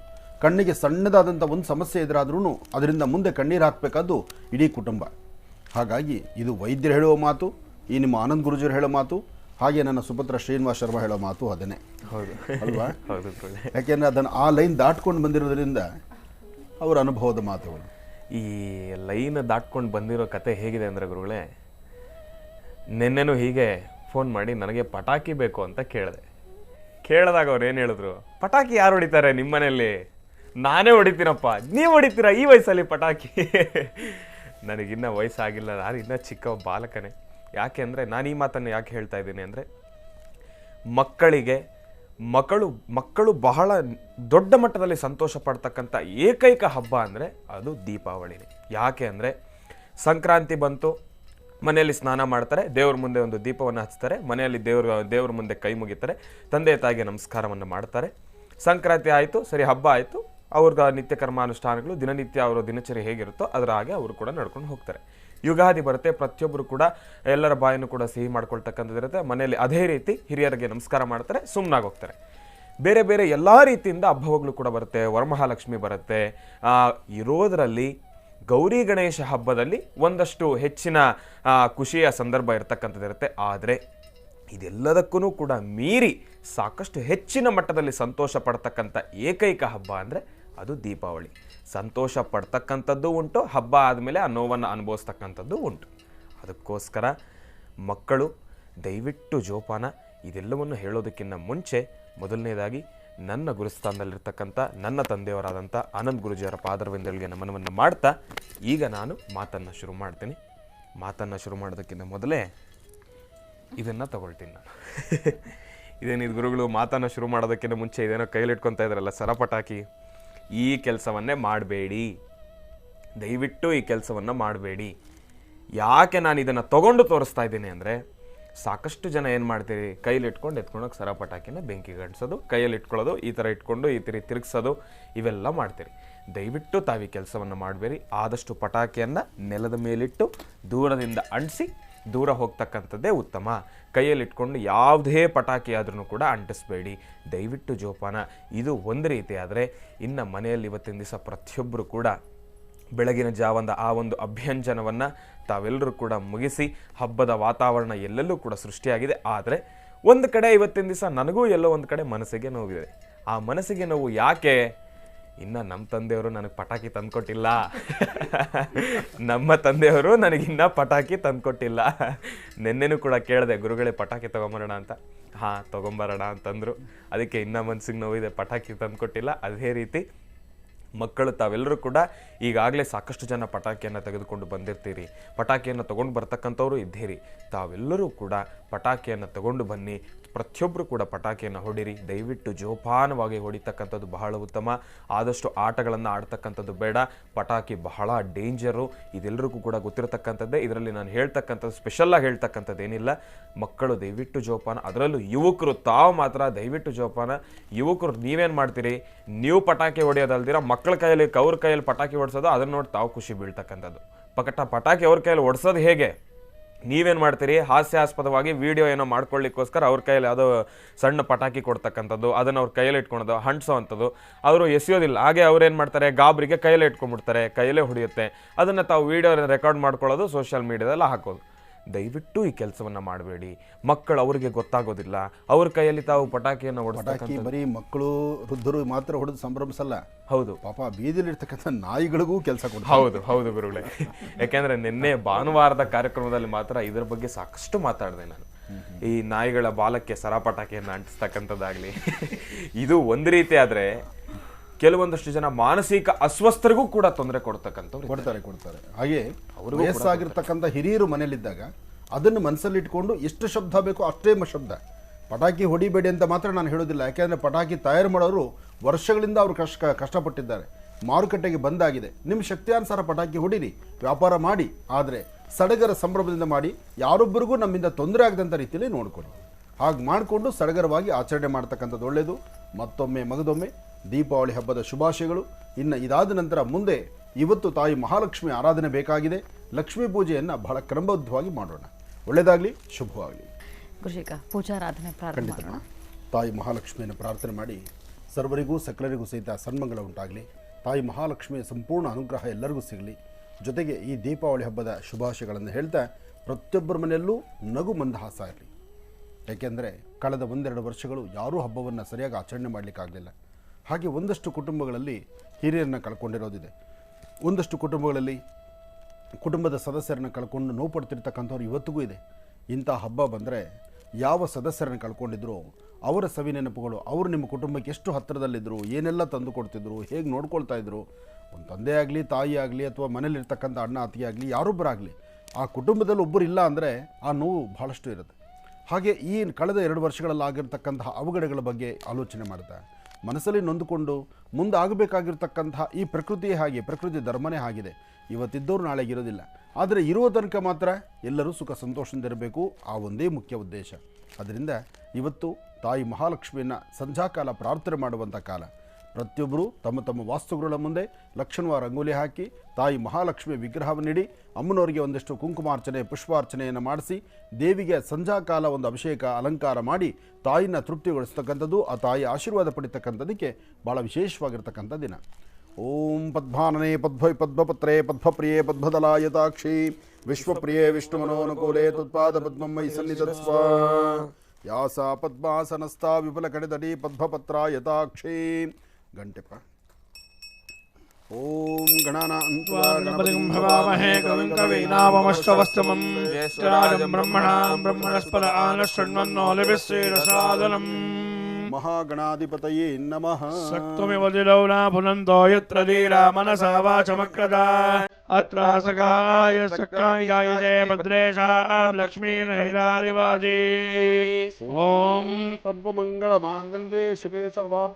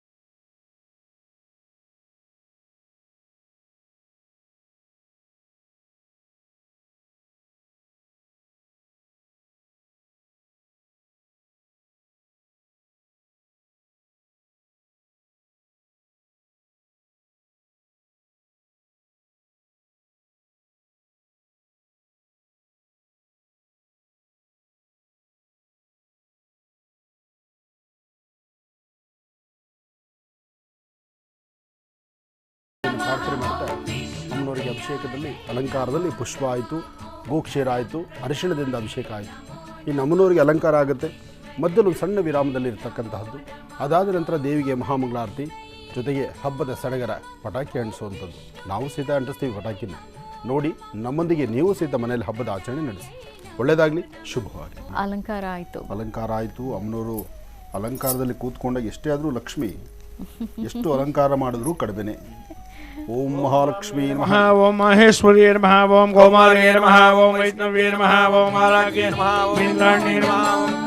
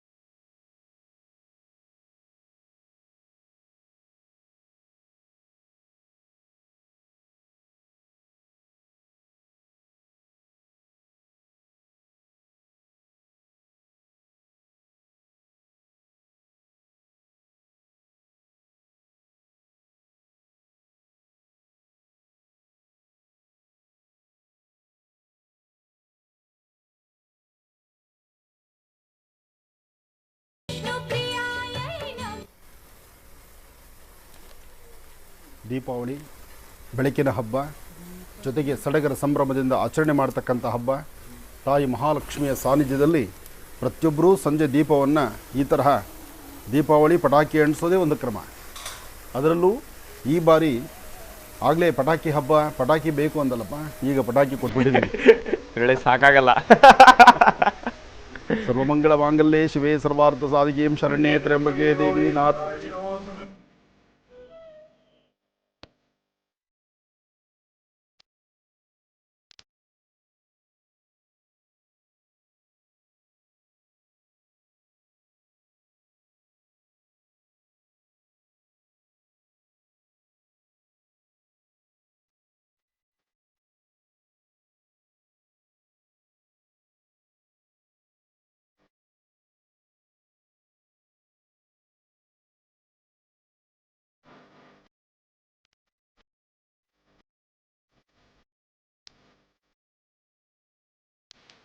ಸಡಗರ ಸಂಭ್ರಮದಿಂದ ಆಚರಣೆ ಮಾಡಿ. ಆದರೆ ಆಚರಣೆ ಮಾಡುವಾಗ ಎಚ್ಚರಿಕೆಗಳನ್ನು ವಹಿಸಬೇಕಾಗಿರ್ತಕ್ಕಂಥದ್ದನ್ನು ಮೊದಲೇ ಹೇಳಿದ್ದೀವಿ. ದೀಪಾವಳಿ ಹಬ್ಬ ಆಚರಣೆ ಮಾಡ್ತಕ್ಕಂಥ ಪ್ರತಿಯೊಬ್ಬರೂ ಸಹಿತ ಪಟಾಕಿ ಮನೆ ಮುಂದೆ ನೀವು ಅಂಟಿಸಬೇಕಾದ್ರೆ ಮತ್ತೊಬ್ಬರಿಗೆ ತೊಂದರೆ ಆಗದಂಥ ರೀತಿಯಲ್ಲಿ ನೋಡ್ಕೊಳ್ಳಿ. ಹಾಗೆ ಈ ಪ್ರಕಾರ ಅಂಟಿಸಿದಾದ ನಂತರ ಅದನ್ನು ಜೋಪಾನ ಮಾಡಲಿಕ್ಕಾಗಿ ಮನೆ ಹತ್ರ ಒಂದು ಬಕೆಟಲ್ಲಿ ನೀರಿಡ್ತಕ್ಕಂಥದ್ದು ಬಹಳ ಉತ್ತಮ. ಅಂದರೆ ಮನೆಯಿಂದ ಹೊರಗಡೆ ಒಂದು ಬಕೆಟಲ್ಲಿ ನೀರಿರಲಿ, ಅದು ಮುನ್ನೆಚ್ಚರಿಕೆ ಕ್ರಮವಾಗಿ. ಇದೆಲ್ಲ ವ್ಯವಸ್ಥೆ ಮಾಡಿಕೊಂಡ್ರೆ ಈ ಹಬ್ಬ ಸಡಗರ ಸಂಭ್ರಮದಿಂದ ಇದ್ದಂಗೆ ಆಗುತ್ತೆ. ಜೊತೆಗೆ ಏನೇ ಮಾಡಬೇಕಾದ್ರೂ ತಾಯಿನ ಪ್ರಾರ್ಥನೆ ಮಾಡಿ ನಿಮ್ಮ ಕುಟುಂಬದಲ್ಲಿ ಪ್ರತಿಯೊಬ್ಬರು ಸಹಿತ ಸಡಗರ ಸಂಭ್ರಮದಿಂದ ಆಚರಣೆ ಮಾಡುವಂಥ ಹಬ್ಬ ಎಲ್ಲರಿಗೂ ಒಳ್ಳೆಯ ಯಶಸ್ಸನ್ನು ತಂದುಕೊಳ್ಳಿ, ಒಳ್ಳೆಯದಾಗಲಿ, ಶುಭವಾಗಲಿ. ಮತ್ತೊಮ್ಮೆ ದೀಪಾವಳಿ ಹಬ್ಬದ ಶುಭಾಶಯಗಳು.